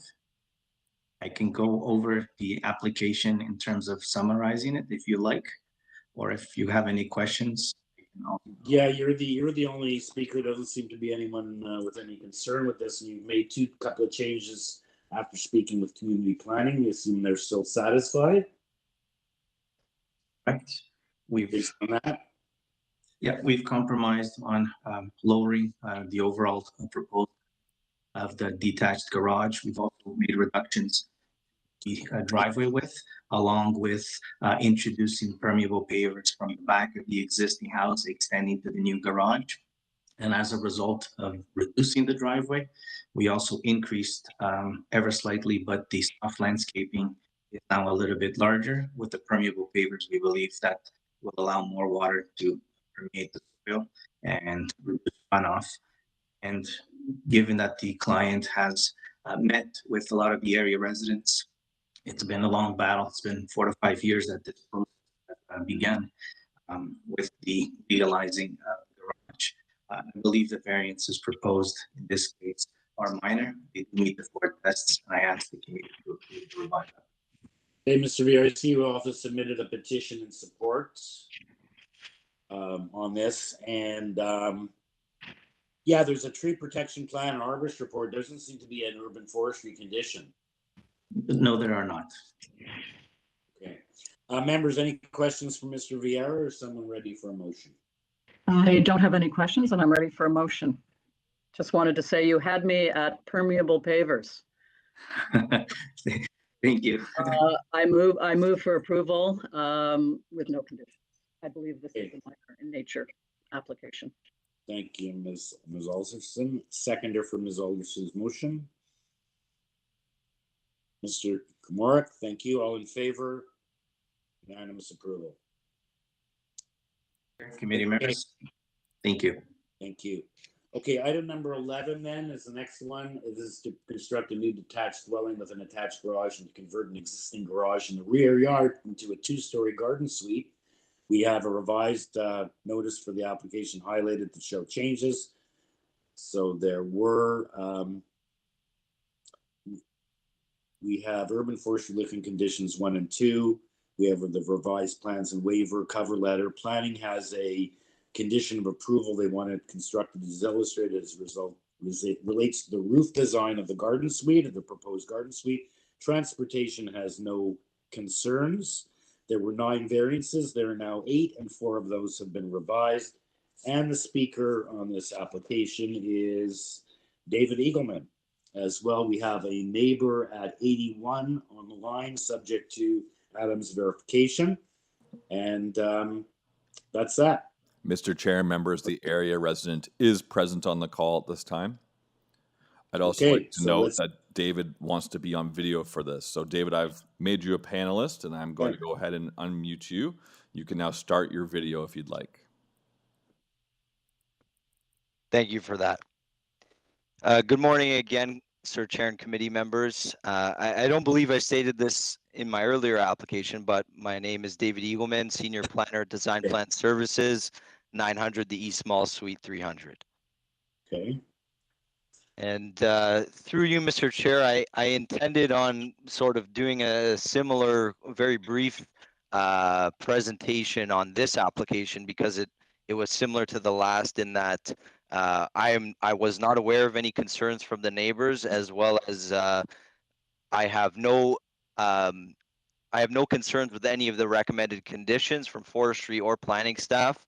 We specifically worked with planning staff to revise the plans and have revised the variances. I don't think I need to go through those changes considering it is up on the screen on the revised notice. And perhaps while I understand a neighbor is on the line, if the committee would like me to give a full presentation, I can, but perhaps subject to the the members' permission, why don't we just go directly to the neighbors, see what, if any, the concerns are, and give you a chance to respond unless, and see if at this juncture they have any questions for you. So members, any questions from Mr. Eagleman? Yes, Mr. Chair. I just want a clarification on variance number 9. Is that being removed or is it just highlighted in red for some reason? That was my question as well. yes, through you, Mr. Chair. Mr. Komork, I believe you're referring to the height of the ancillary garden suite? Yes. Yes, that has been eliminated. Okay, so There was no strike through, which is why it was a concern of mine too as well. So It was we're- just highlighted in red, but there was no strike through. So it's two variances that are being removed then. Okay, so item number 9 is to come out. Correct? Yes, through you, Mr. Chair, that is correct. And the other variance that was eliminated was the distance of the garden suite from the main dwelling on the subject property. That variance number 5 has been eliminated, which I see is crossed out. It makes sense now. Thanks. And we do also have the recommended planning condition tying into the plans as it relates to the roof design of the garden suite. So that's sort of related to item number 9, or right? Through you, Mr. Chair, it is more so related to the only variance pertaining to the garden suite, which is the angular plane. The garden suite projects just, the roof of it projects just slightly into the required angular plane that is coming from the rear wall of the house, projected towards the rear. So the angular plane that is facing the backyard. Okay, in any event, we have no concerns with that condition. All I meant to say is that there is a condition dealing with this issue of the design of the garden suite roof. Whatever that gives comfort to the fact that it's going to be done in a way that's acceptable to community planning. So any other questions, or Mr. Kamara, your questions have been satisfied? Do you have any other questions, or we can hear from the neighbor and see what, if any, their concerns are? Mr. Kamara, you okay? Okay. So let's see, Mr. Eagleman, you'll have a chance, a little more leeway because we didn't go through a presentation based on the question from the neighbor. Any questions? So let's hear from, we either have Mark or Mary. Mr. Chair, in this case, it'll be Mark who is speaking. Okay, Mark Coolman. All right, thank you, Mr. Chairman. This is my first time through this, so it's been interesting. I just really have a couple of things. And I'm just curious, how many minor variances does it take to equal a major variance? I mean, there were 9 in my mind, if I do percentages, some seem bigger than others. And my second related point is, do minor variances become precedents for other neighbors and their future renovations? I don't understand the process. So a lot of it's just, when I see a garden suite, I almost think rental unit. So thank you. Okay, so we'll have Mr. Eagleman respond to your what you have to say.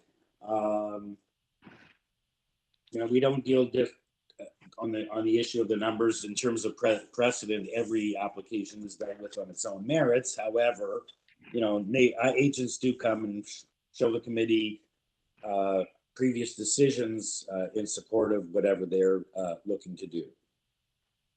And in this case, community planning, I guess you read they are okay with this application. They provided us with condition of approval. Okay, so I'll give it back to Mr. Eagleman to respond to what you've had to say, sir.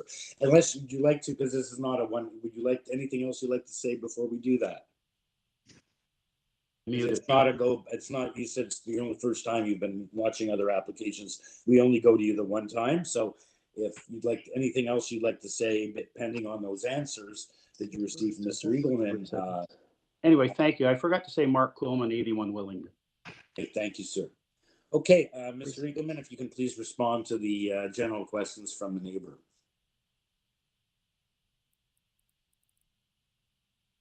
Yes, through you, Mr. Chair. While the questions don't really relate to the proposal itself, I will try to answer it. In regards to the first question, there is no golden rule to say that you know, a certain amount of variances equals a major variance. There could be an application with only one variance that, you know, perhaps doesn't meet the 4 tests, and there could be an application with 20 variances that does meet the 4 tests. So, you know, it really depends on what the variances are, what the context of the proposal is, and all that has to be evaluated.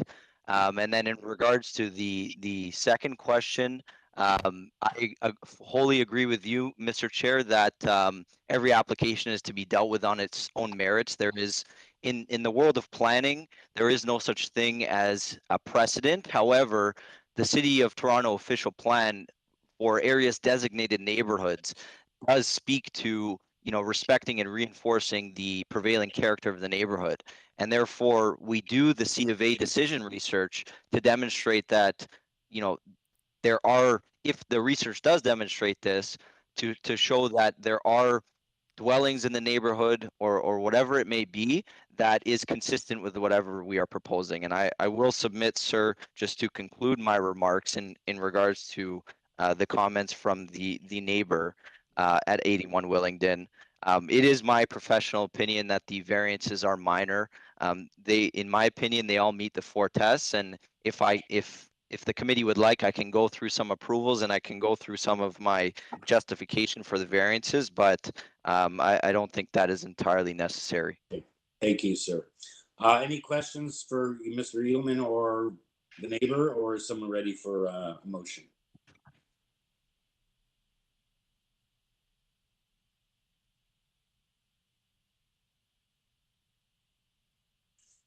Mr. Komarek?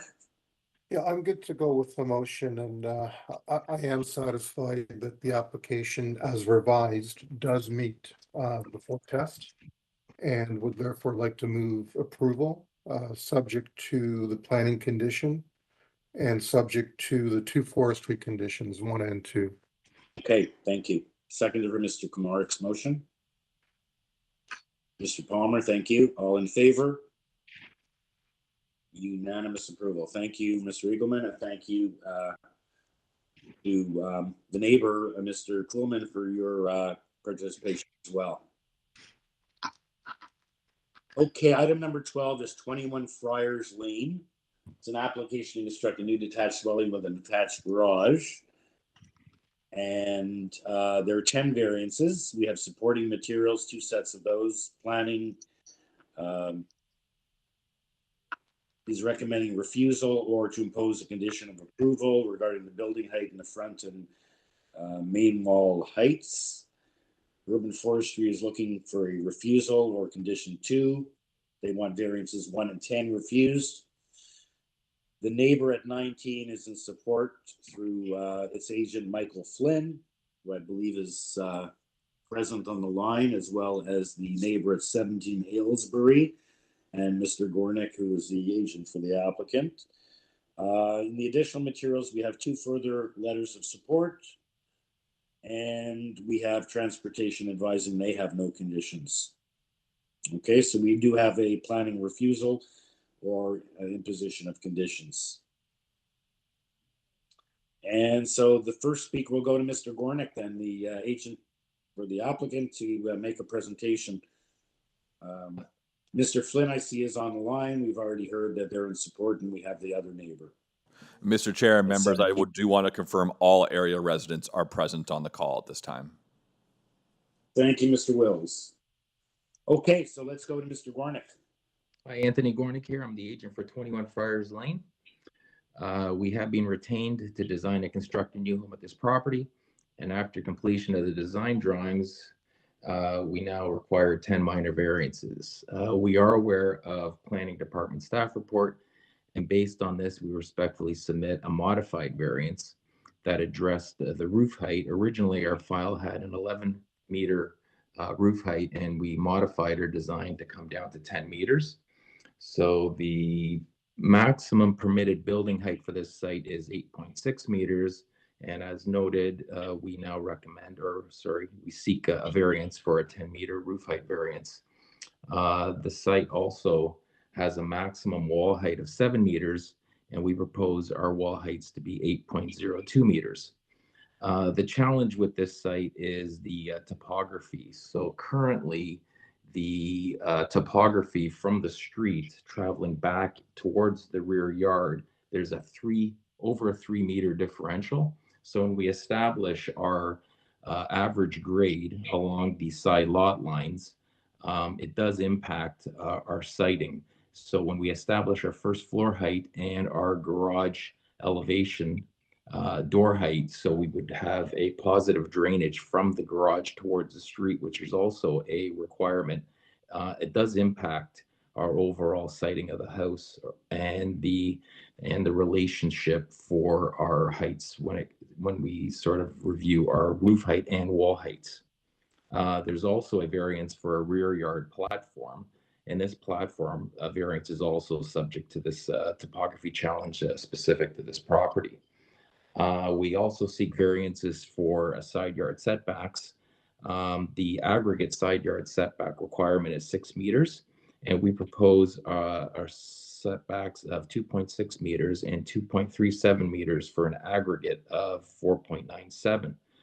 We respectfully submit these conditions, this setback condition is quite consistent with the neighboring homes, where the neighbor on the west side currently has a setback of 1.56 meters, and the neighbor to the east has a approved setback of 2.74 meters, which is very consistent with our application before you today.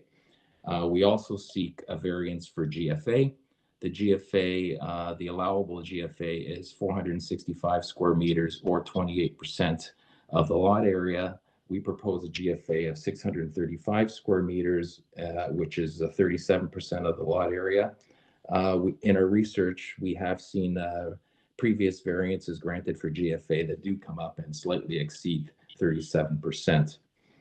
We also seek a variance for lot coverage. The allowable lot coverage for this site is 22%, and we seek a variance of 26%. In our research, we also have found previous decisions that are fairly consistent with this submission. In our we have reviewed the comments from forestry. We do have a submission to the forestry department, and we received a notice back that they preferred to kind of hold off on doing the review until we actually have our committee of adjustments hearing and decisions in place. But in recognizing the comment from them, I would like to remove the variance related to the driveway width. And I have redesigned the driveway and front yard landscaping to maintain the allowable width of, I believe it was 6.71 meters. Okay, so just let's review. You're eliminating which variance? I believe it's variance number 10. The driveway width of Yes. 7.32 where 6.71 is permitted. Yes, please. Okay.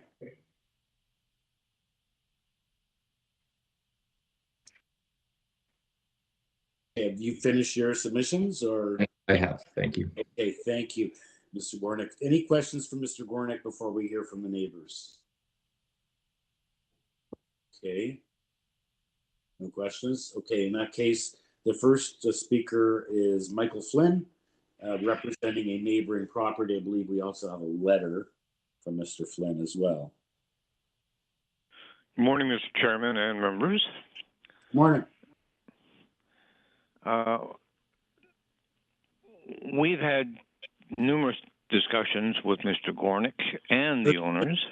Mr. Flynn, start off by stating your name and who you're representing. I'm sorry, my name is Michael Flynn at 90 Cordova Avenue. I represent David and Jennifer DePrill, E. At number 19. Correct. Thank you. So at any rate, they have had meetings with the neighbors at 21 and 19. I've had numerous conversations with Mr. Gornick. There were originally two concerns, one of which was shadowing, and the second one was privacy or overlook. The owners and Mr. Gornick have agreed to provide frosting on the windows that overlook number 19. And they've also agreed not to plant any foliage or plants that would create a shadow. And the reason for that is that my client has had plans to construct a pool in their backyard. And the intent was to construct that this summer, which continues to be the intent. Everybody has been very friendly and cooperative in this manner. Additionally, this application, to me, seems to fit into the neighborhood quite well. So it's in keeping with. There has been a number of applications over the last 20 years, some of which I've represented, and they tend to be larger homes. And I'm sure you're aware, there's a restrictive bylaw, or what you might call a preservative bylaw, that was put in place to restrict the lot coverage, total height, GFA, et cetera, which has been varied from a large number of times.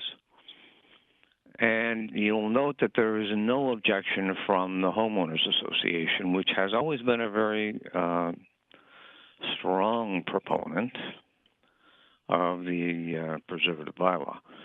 So I would think that since there are no objections, except for Planning Department, and that it is in keeping with previous decisions, and they have been cooperative and agreed, and I would actually ask for a condition that they frost all the windows that overlook the backyard of number 19. Well, sir, do you have a private agreement to that effect? I'd like the staff to weigh in and see if we can start imposing conditions requested by area neighbors. Barb? Well, actually, we do have an agreement. Okay. I just haven't seen it in writing yet, that's all. I do have an email confirming it, but there was supposed to be a letter, which has not yet arrived. However, the committee can impose a condition that the windows be frosted. And the other was that there would be no planting of trees or shrubs that would block or shadow the backyard of number 19. Yeah, well, I don't know. However, that, of course, is up to the committee to impose or not to. Yeah, I'd like to get some guidance from staff or the committee members to consider whether we can impose conditions that may or may not be able to be enforced, that the city doesn't have any, to protect the concerns of a neighbor, which is otherwise covered in a private agreement. Barb? Yes, any private agreements are a civil matter between the two parties. If the committee wants to put in a condition about frosting or window, that may be subject to whether the applicant is in agreement to that. As it relates to any kind of planting, that's not a zoning matter. You can't stop someone from planting or putting up any kind of greenery that they choose to do. If they agree to that mutually, that's their business, but that's not something the committee can restrict. Okay, so your answer is possibly, if the committee feels it's relevant with respect to the frosted windows on whatever elevation that is, Mr. Flynn can let us know, but certainly not the other one. And they do have the comfort of that they have a private agreement and they can do what they want. But what happens if people change in terms of the neighbor sells the house and someone else says, I didn't agree to that, but I don't think that's something we can put on title or as part of a decision. So I'm happy that staff confirmed that. As terms of Mr. Flynn's comment that there's no one in opposition, we do have one neighbor at the rear on Aylesbury Road. I don't see on the location map what the municipal address is, but I assume number 17 is obviously, I assume, in proximity to perhaps right behind. We'll hear from Mr. Voigt, who is present on the line. Before we do that, let's see if anyone has any questions for Mr. Flynn, representing the next door neighbor in agreement. So let's hear from Mr. Voigt. Sorry for the thank you, Mr. Chair.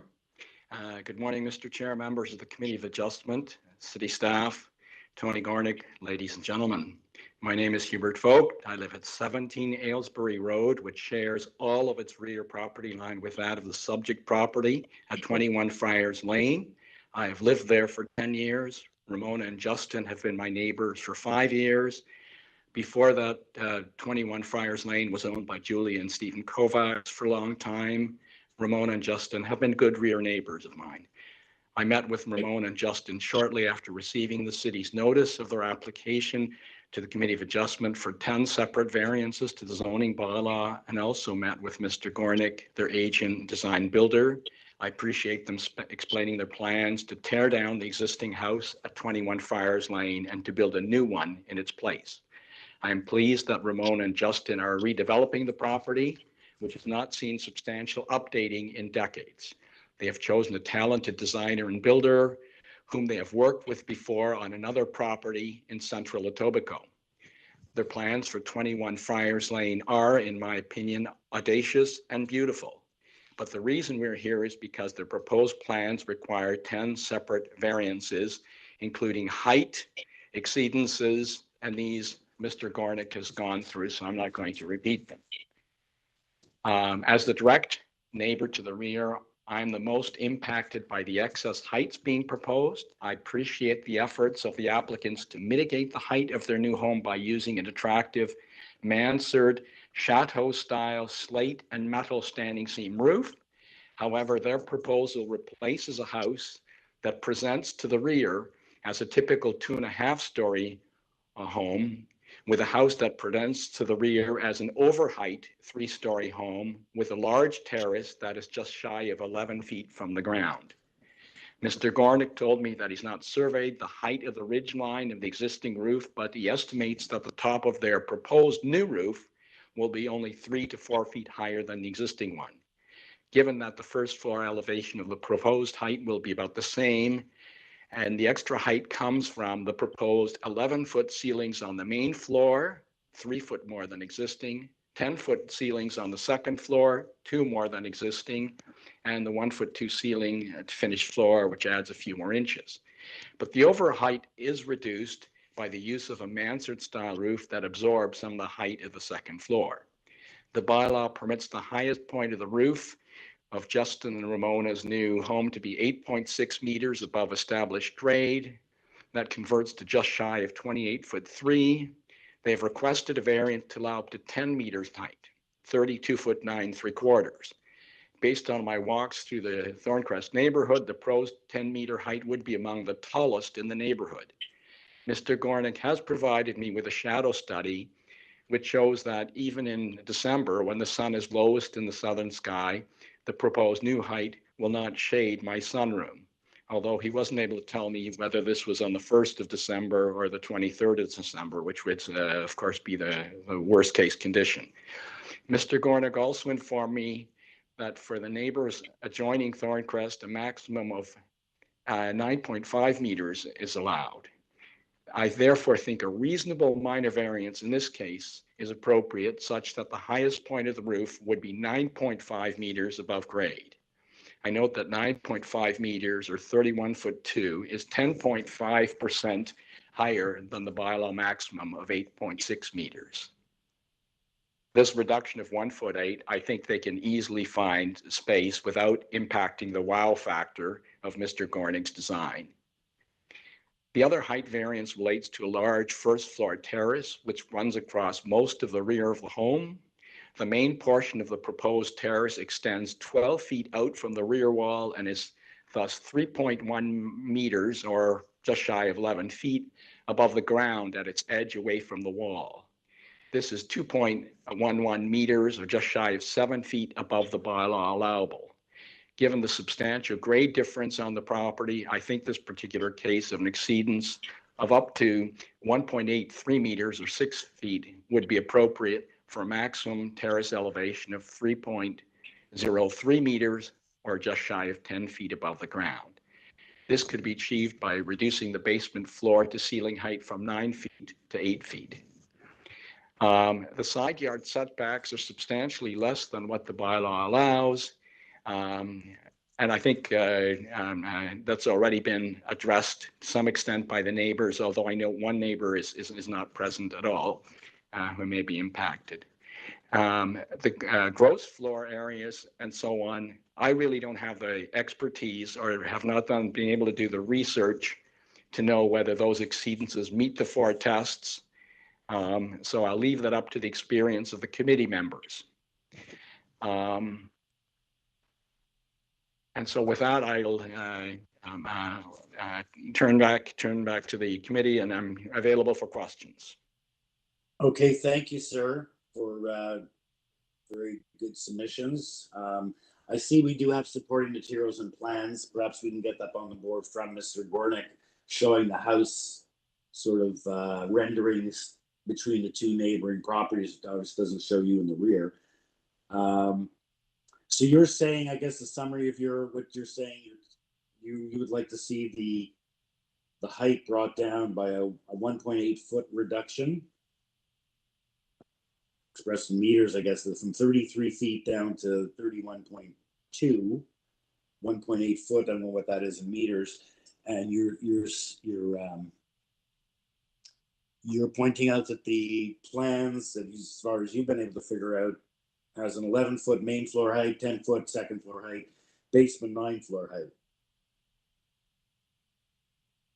And I don't know if you brought that up. Have you discussed that with Mr. Gornick, bringing down the height by 1.8 feet? I have discussed that with Mr. Gornick, and he says that he believes in his design, and I believe to bring that height down slightly compared to what he's asked for, I think is more in keeping with the 4 tests. I think the exceeding it quite as far as he is not necessary, and is not really in keeping with the neighborhood. As I said, he would end up with floor heights that and a building height that is one of the tallest in the Thorncrest neighborhood. Okay, thank you. Members, any questions for Mr. Vogt? Okay, so let's turn it back then to Mr. Gornick for his rebuttal. Mr. Kumaric had a question. It was really more of a comment. I'm just going back to the planning report with regards to height. So I didn't see your hand. Yeah. They're stating that only about half of the dwelling is exceeding the height limit, and that only 2/3 of the dwelling is exceeding the main wall heights. I'm just trying to wrap my head around how that works, but And whether that's worse in the front or in the back, or just in the rebuttal, I would like the agent to address, to bring that in to the discussion.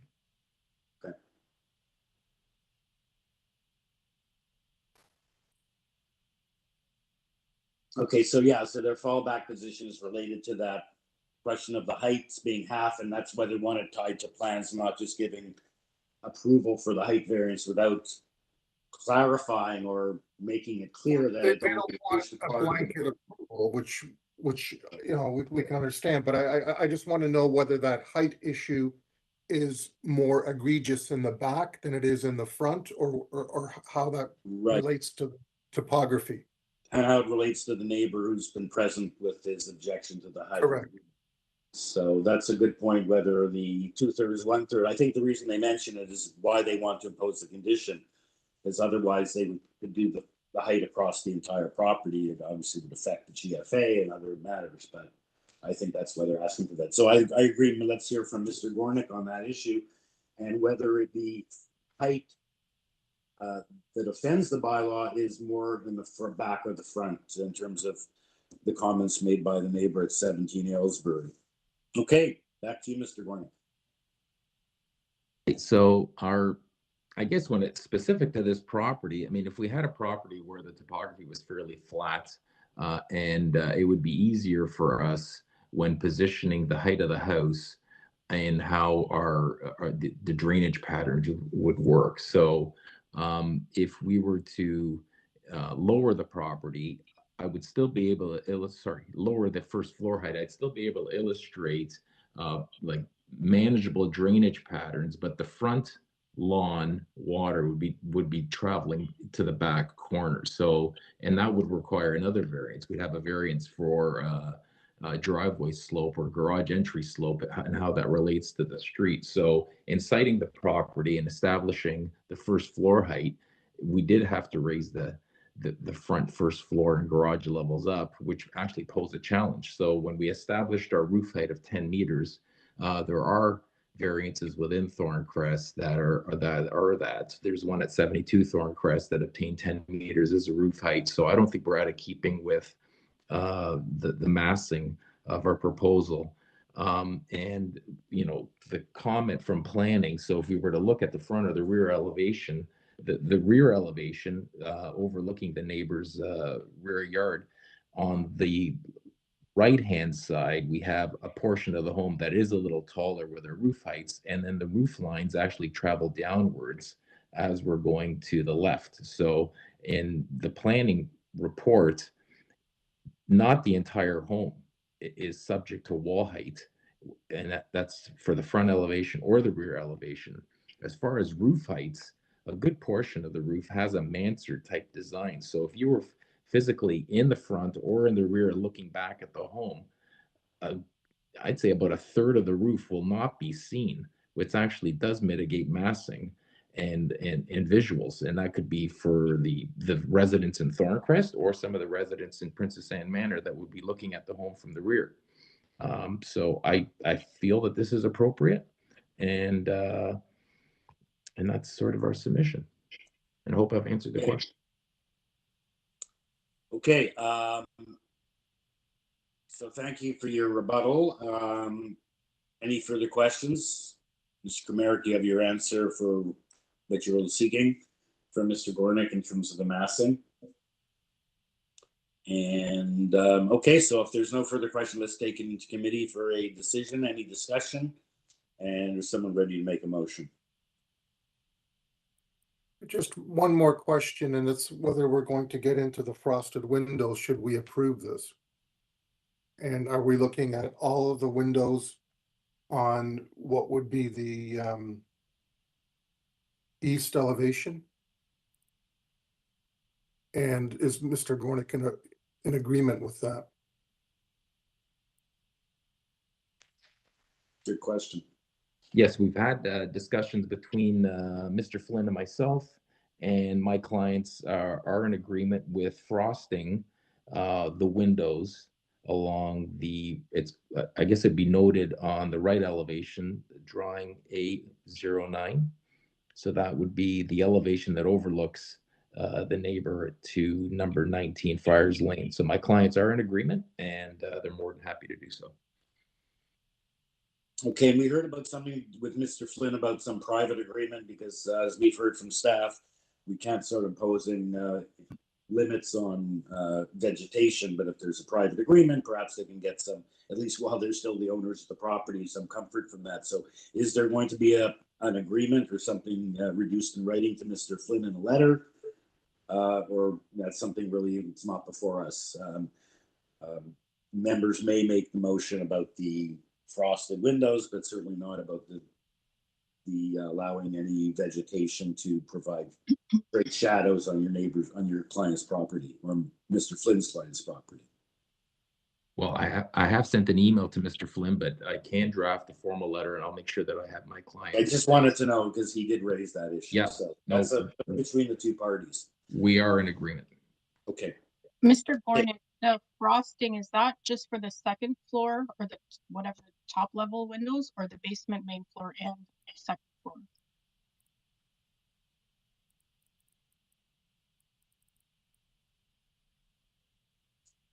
Hello, can you hear me? We hear you now. We couldn't Okay. before. Right. Yeah, so it would be the main floor and second floor windows. Okay. Any further questions, or is someone ready for a motion?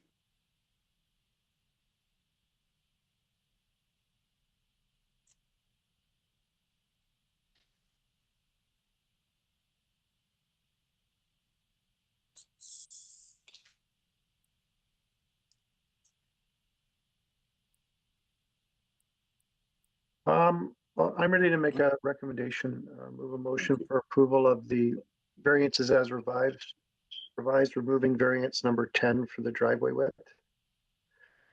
And that's subject to the planning conditions regarding tying it to the architectural plan March 30th height and rear wall height, and subject to the elevation drawing on the, I think it's on the east elevation, with the frosted windows on the main floor and second floor, and subject to forestry conditions number 1 and 2. Variances requested are minor and meet the 4 tests.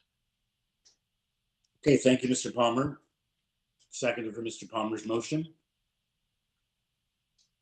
I don't have a visual. Oh, I do. Okay, I have a visual number. Mr. Komorek, thank you. All in favor? Ms. Alderson, you're opposed? Okay, the motion. I am opposed. I believe it's an overbuild. Okay, so the motion carries with Ms. Alderson dissenting.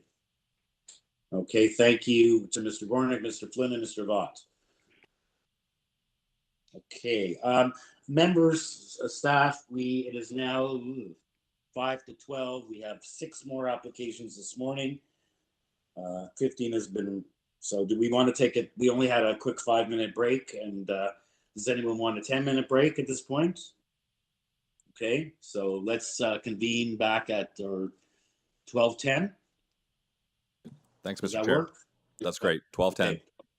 Okay, thank you. We'll see you back then.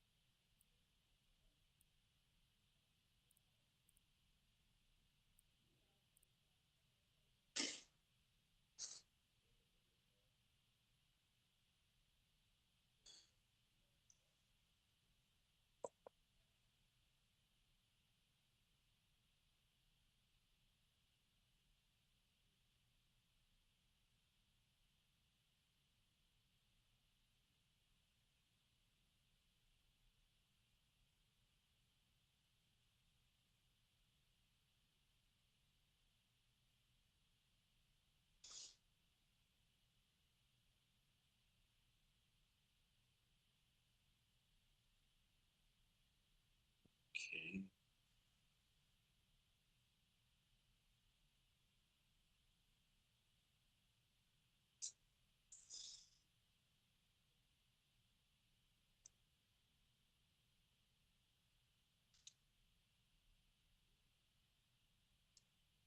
Okay, we'll just wait for a few of the other members to get back, and then we can get started again.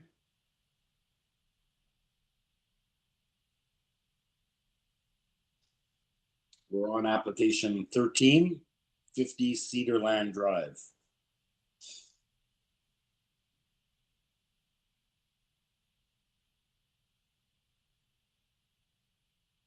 Okay, I see Mr. Komarik's back. So I guess we do have quorum, so I might as well get started with introducing the next application, item number 1350 Cederland Drive. It's an application to construct a new detached dwelling with an attached garage.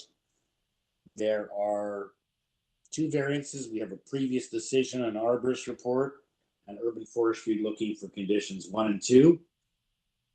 That's all there is. Speaker on this application is Constantine Theodore, owner of the property. Mr. Chair, members, Constantine has asked to be on video, so I'm going to go ahead and make them a panelist now. Constantine, you're now able to turn on your video by clicking the Start Video button. I'll go ahead and unmute you. Go ahead, Constantine. Good afternoon, panelists and committee members. We have submitted a cover letter describing our two variances and why we believe... Sorry, you want to just start off by stating your name and address formally for the record? My name is Constantine Theodore. My address is 50 Cederland Drive. Okay. We have submitted a cover letter which describes the two minor variances that we are proposing and why we believe they are minor in nature. Has the panel had a chance to review? Yes, sir. You know, again, if you've been watching this app, you see there's a lot of, we have nothing on this application except for a previous decision from 2014 and an arborist report. No comments from city departments other than urban forestry. I assume you're okay with that. Their conditions 1 and 2. No one else present with objections or city departments. So pretty straightforward application. Building a new home with only two variances. So let's see if members have any questions for you based on this application, or if someone's ready to weigh in with a motion. I'm ready to weigh in with a motion if no one has any further questions. Yeah, this is a very straightforward application. I believe it meets the 4 tests under the Planning Act, and I move for approval subject to urban forestry conditions number 1 and number 2. Okay, seconded for that. Mr. Palmer, thank you. All in favor? It's unanimous. You have your proof subject to the urban forestry, I assume, 1 and 2? Friendly amendment or, okay, so you have your approval. No, I had that condition in there. Sorry? I had the urban forestry condition in there, the two of them. Okay, I wasn't listening, I guess. So that's okay. Okay. No one listens to me ever anyway. Don't worry about it. I did have urban forestry condition number 1 and number 2. Okay, so it's unanimous. Mr. Theodore, wasn't that easy? Okay, you have your approval. We lost him on the screen. Okay. Yeah, we don't want them there when the members are voting because then it looks like they're part of the panel. I see. Makes sense. Okay, we don't have too many people on screen, so it was hard to figure out that that pattern was occurring, that they disappear when it's taken into committee. Okay. And yeah, so our next application is item number 14, 46 Princeton Road. And this is an application for another detached dwelling with an attached garage with 4 variants in this case, an arborist report, Metrolinx advisory conditions. Urban forestry does not object. It looks like we have a letter of objection dealing with water displacement issues and or concerns. And in the additional materials, we got a letter of opposition. And we got a letter from the next door neighbor and then a response to the neighbor's concerns regarding the water replacement in the additional materials. And we do have that neighbor on the line as well, in addition to the agent, Ashley Carter. And so we'll hear from the neighbor at 48 right next door after we've heard from the agent. Okay, is Ashley Carter on the line? Mr. Chair and members, before that, I want to bring to your attention the area resident is not present on the call at this time. We have emailed them and called them, and there was no reply back. Okay, we do have his letter, however. And it still stands, correct? And we have the letter and the additional materials as well. So perhaps we'll hear from that, something from Ms. Ashley Carter on that. Okay. Good afternoon. Thank you for your time. My name is Ash Carter from ASC Studio, located at 1097 Royal York Road. I'm seeking approval for minor variances at 46 Princeton Road on behalf of my clients, Paul and Lucy Nacarado. We are proposing a renovation and addition of the existing house with the primary focus on preserving the north and east walls. We aim to maintain the existing character and presence of the current house while enhancing the living space to accommodate the new owner's family. If I can share a rendering on screen, we didn't get it in on time. You cannot share content on the screen. Okay. Can I just ask for clarification right now? Did you Sure. just, from the applicant, did you just say that it was an addition or a renovation? Because in our file, we have a public notice that says it's a new detached dwelling with an attached garage. Yeah, so by suggestion of the zoning examiner, we're submitting this as a new house because we're taking down approximately 50% of the perimeter walls.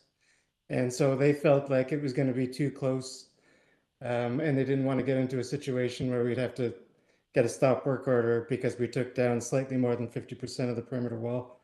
I see. So the Humberstone wall at the front of the house will be retained. Is that correct? That's correct. And the wall on the north side of the property as well. On the north side as well. Okay, thank you very much for that clarification. Good catch. I saw that also when you referred to it as a additions. So I guess it is a new build, considered a new build. And I guess that's the way they did the plan examination of the plans based on that criteria. That's right. Okay. So yeah, please proceed again.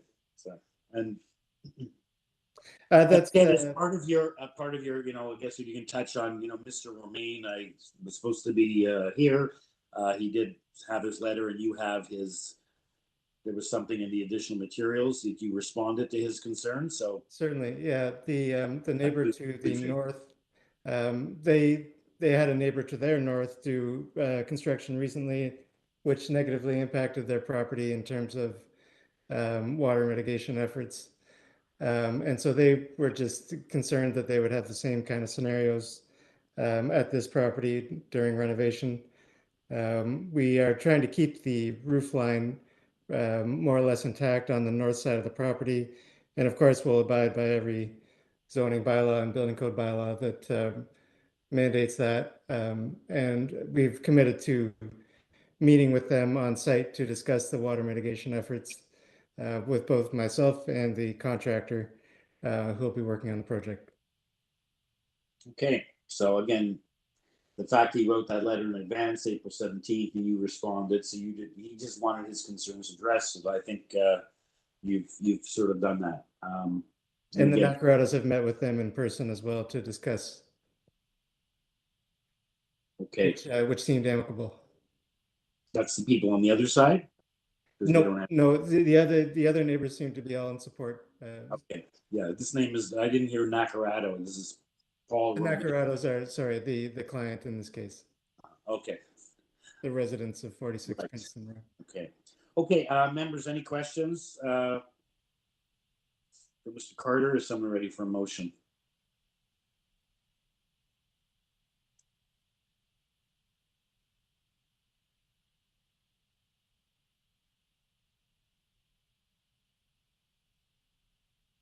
Monsieur Komorek? Just confirming, so the north wall is an existing wall, so the setback variance is an existing situation and it's not changing. That's correct. Okay. Yeah, based on that, I have no issues and believe it meets the 4 tests and would like to move approval subject to forestry conditions 1 and 2. Okay, thank you. Seconder for that motion?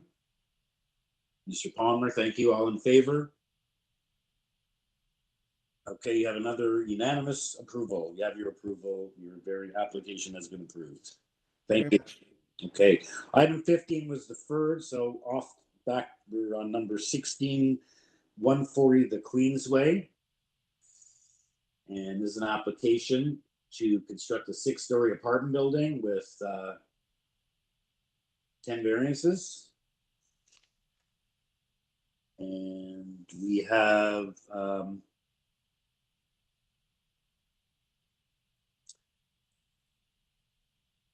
this is a 38-unit building.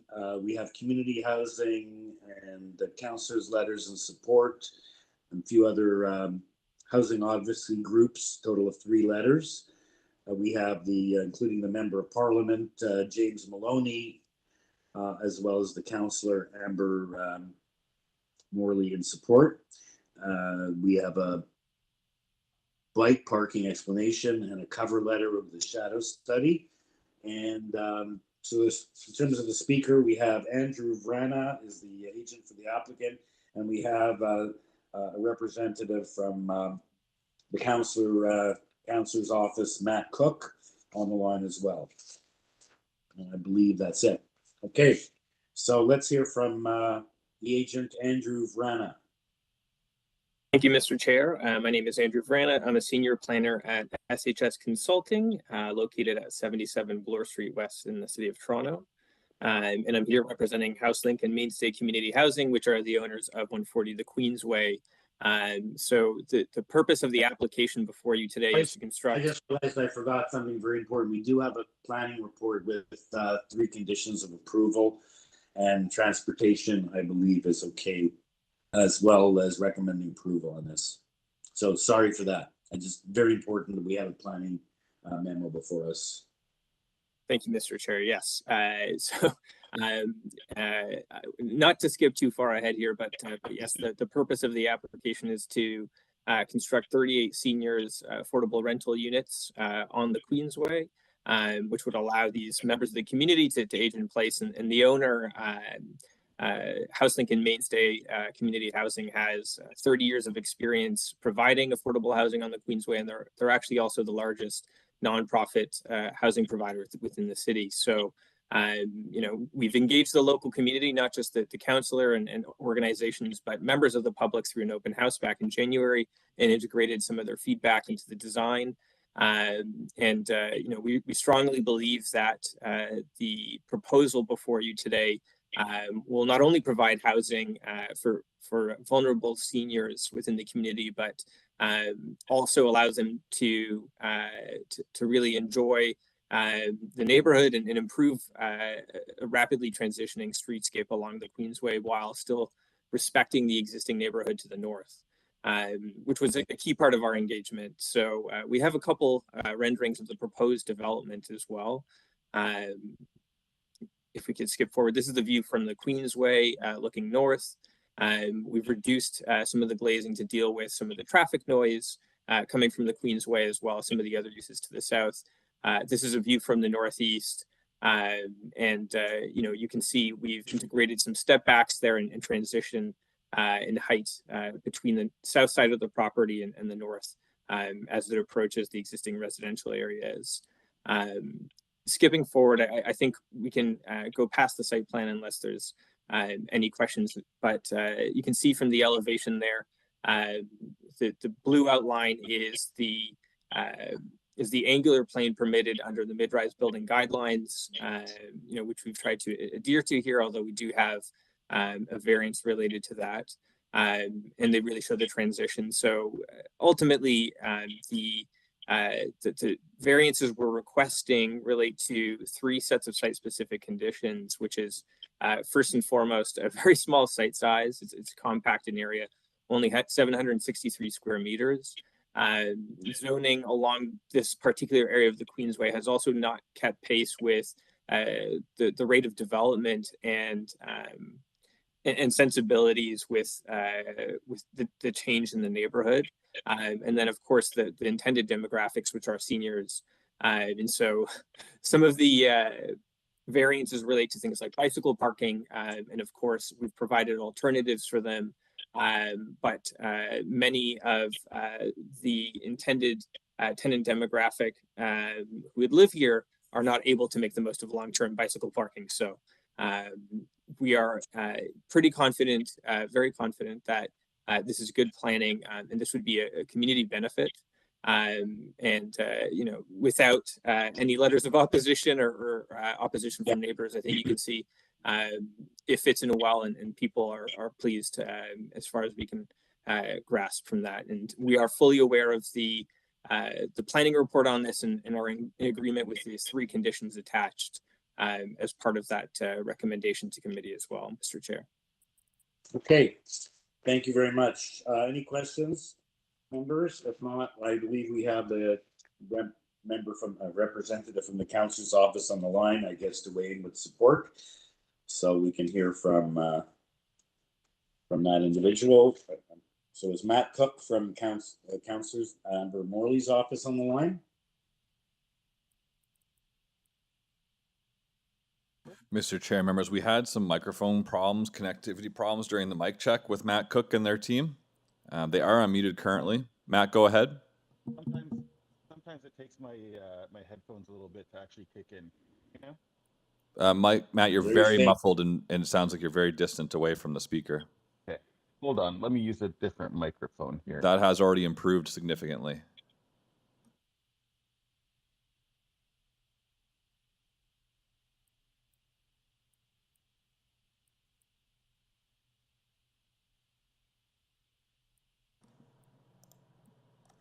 In any event, we have Mr. Chair and members, Matt, please don't mute and unmute yourself. Let city staff be responsible for that. Sorry, Go ahead. sorry. I misclicked there. Thank you for your time together, Chair and committee members. I just want to be present to represent the letter from Councillor Amber Morley for Ward 3 Etobicoke Lakeshore. She asked me to come here and read this on her behalf. So without any further ado, this HouseLink and Mainstay 38-unit development application at 140 the Queensway has my full support. My office has been working in collaboration with Housing Link Mainstay, city planning staff, and the Housing Secretariat to ensure a smooth progression through the planning process as we understand the incredible value this application brings to Etobicoke Lakeshore. It is widely recognized that the City of Toronto is in the midst of a housing crisis, and this development... Sorry, Matt. I appreciate you reading out the letter, but we're at least an hour behind schedule here. So okay, sure. With your permission, we have that letter. We have overwhelming support, Member of Parliament, okay. Nonprofits. So if you, with your permission, if you can just... Sure, I will just add that I have been working with HouseLink Mainstay since November when we came into office on this project. They've been a pleasure to deal with. I wish all developers were as considerate with their approaches as HouseLink Mainstay has been. Okay, that's a very nice thing to, I'm sure they're listening and are happy to hear that.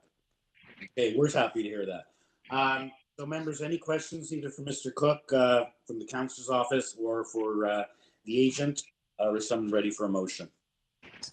I'm ready for a motion if no one else has any questions. These sorts of projects are much needed across the city. I find the variances requested are minor in nature and meet the 4 tests of the Planning Act. I just want to make it conditional, however, on community planning conditions, which I believe there are 3 of them in my notes. I don't know if I need to read them out, and I'm sure that the applicant is aware of those conditions. So I move for approval, subject to those 3 conditions. Are there any other conditions? There's no urban forestry, I don't see. No, I don't believe so, no. Conditions. Okay. I think transportation was okay. Yeah. Any seconder for that motion? Mr. Palmer, thank you. All in favor? It's unanimous. You have unanimous approval. Thank you, and the best of luck with this very important project. Yeah. Okay. So next application, we have 3 more before the morning break. Item number 17. 29 2nd Street. It's an application for a new two-story rear addition, new rear deck. We have one variance being the coverage. We have an order to comply, a cover letter, an arborist report. And we have the minimum rear yard soft landscaping variance before us. And that's all we have. Nothing else. And the speaker is John Sebenik, the agent for the applicant. Mr. Chair and members, John has requested to be on video, so I'm going to go ahead and make him a panelist now. John, you're now a panelist. You're able to start the video by clicking the Start Video button. And I'll go ahead and I'll also unmute you. Go ahead, John. All right. Thank you, Paul. I didn't realize, I don't know if I really wanted that, but that's fine. Yeah, it's John Sibenik. I'm the applicant and agent for the 29 2nd Street. I reside at 24 Ovida Avenue, Etobicoke, M9B1E1. Okay, so it looks like when your client bought this property 2016, and they were surprised in 2020 they received an order to comply, and that's why you're here. Yes, there was an order to comply, and the first exercise was to try to legalize what was there. And we realized there were 3 variances required for that to happen. You know, the owners decided that they wanted to do something a little bit different because of those variances. And so their goal was to come up with a rear yard addition, essentially expanding the depth of the kitchen and the master bedroom on the 2nd level. So, and greatly reduce the size of the existing deck. So that was a bonus, I think, to try to recapture the soft landscaping that was there. Okay, so we have your cover letter. It's up on the screen, and all we have, we don't have any. We have an arborist report. I take it you're okay. Doesn't seem to be any urban forestry condition. Yeah, that's correct. I think there were just 2 trees, city trees, that need the tree protection zone at the front of the property, but nothing else. Okay, so let's see if any of the members have any questions for you, or if someone's ready for a motion.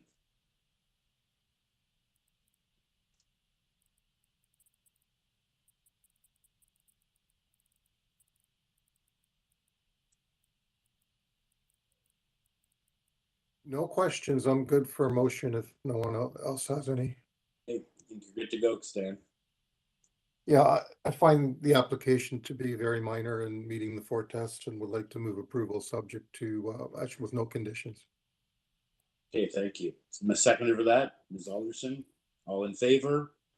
You have unanimous approval. Thank you, sir.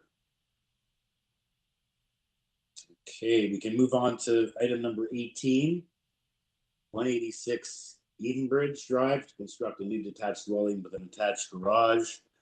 There are 5 variances. We have applicants' revisions. We don't have it highlighted, so those revisions must have not affected the variances. Arborist report, transportation, RNFP and TRC all have no objection or no concerns or no conditions. And we have a 2-story, and that's all we have. Speaker for this application, Victor Gutberg. Sorry, Mr. Chair, I'd like just clarification on something. In one area, it says there's urban forestry condition number 1. In another report that's attached to the actual application, it says no conditions. So I just wonder, where are we at with that? The second one is from Ravine, and Ravine does not have any recommended conditions, but urban forestry does. Urban forestry does have condition number 1. Okay. Thank you. Okay, so there's very, let's hear from Victor Gutberg.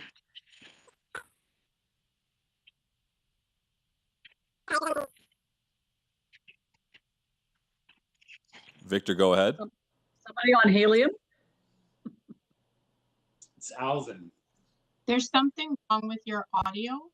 If you want to try calling back, because we can't hear you at all.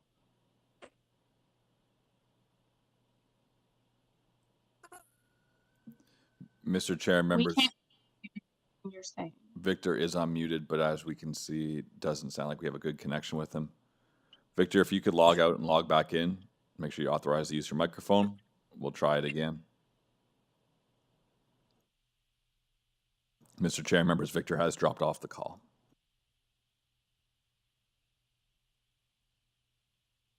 We can stand down to item 18 and we'll go to item 19 then. Yeah. Thank you, Mr. Chair. Another straightforward. Okay, so item number 19, while we wait for 18 to get back on the line, is to construct a two-story rear and south side addition at 62 7th Street. It's item number 19. We have one variance, the FSI 0.6 to 0.69. We have nothing on file. The speaker is Biludin Mohammed. Mr. Chair, this is Mohammed Sayed, one of the authorized agents, speaking on behalf of the property owners. Okay, welcome. Very straightforward application, only one variance. Let's see, no one has weighed in with any comments or questions, city department or neighbors. Would you like to advise the committee of anything or just see if anyone has any questions for you? Thank you, Mr. Chair. Through you, Mr. Chair, I do not have anything more to add on. It's a very straightforward requisition for a single variance, which is for the floor space index of 0.69 times the lot area, whereas the maximum allowed is 0.6. It's very minor in nature. And if any questions from the committee's end, I'm glad to answer. Otherwise, I request the committee to kindly approve of this. Thank you.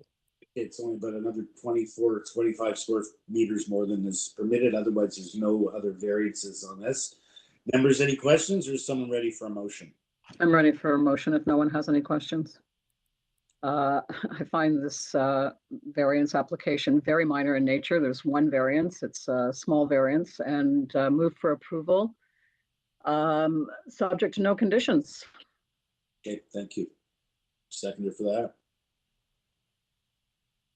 Oh, it was a tie. Neil Palmer had your hand up, slightly ahead. All in favor? Unanimous. Okay. So will we get any luck getting back to Mr. Gutenberg? Mr. Chair, members, Victor is back on the call, so we'll give it a shot. Go ahead, Victor. Let's see if this connection works. Can you hear me now? Oh, much better. Thank you. Okay, I'm sorry about that. Something happened. Not a problem. It was a little levity. I was a big fan of Alvin and the Chipmunks back in the day. Some people may not know what that means, but anyway, very straightforward application, just like the last one. 5 variances. We have your revisions. No one has any concerns, whether it's transportation or NFP. We just have the urban forestry condition 1. Anything you'd like to add? I just want to mention that variance number 5 is no longer required because we discussed this with transportation. They had concern, like basically this relatively new requirement for electrical charger in the garage. I thought it's more related to building permit application rather than planning application, but I was wrong. So it appears to be a variance, but we are going to provide this charger in the working drawing. So variance number 5 is actually no longer required, and that's what we discussed with transportation. Okay, so item number 5 is removed. So is this a new requirement? Every applicant. No, we submitted updated drawings to transportation showing this location of the electrical charger, and they were satisfied with the revisions. Okay, I wasn't aware that there was a requirement under the bylaw for electrical vehicles. No, me too. I thought it's related to building permit, but yeah, it appears to be part of the bylaw now. Okay, thank you. See, we can eliminate that variance because you're going to provide that. Okay, members, any questions for Mr. Gutenberg or is someone ready for a motion? Mr. Kamarick? I'm good to go with a motion. That was my question, is what if you're providing it, why do you need it? But okay, good. So as amended, I'd like to move approval variances 1 through 4, subject to forestry condition 1. Thank you. Second for Mr. Kamarick's motion. Mr. Palmer, thank you. All in favor? It's okay. It's unanimous approval, and you have your application has been approved. Having said that, we have now completed the morning session. It is now 12:40. Staff, what time would you like to start the afternoon, the 1 p.m. session? We have 2 sessions, 1 and 3. What time would you like to come back and for sound check and for start time? We can do sound check at 1:40 and then resume at 2? 2:00. Okay. So we'll see everyone back here at 2 p.m. Thank you. Okay, thanks.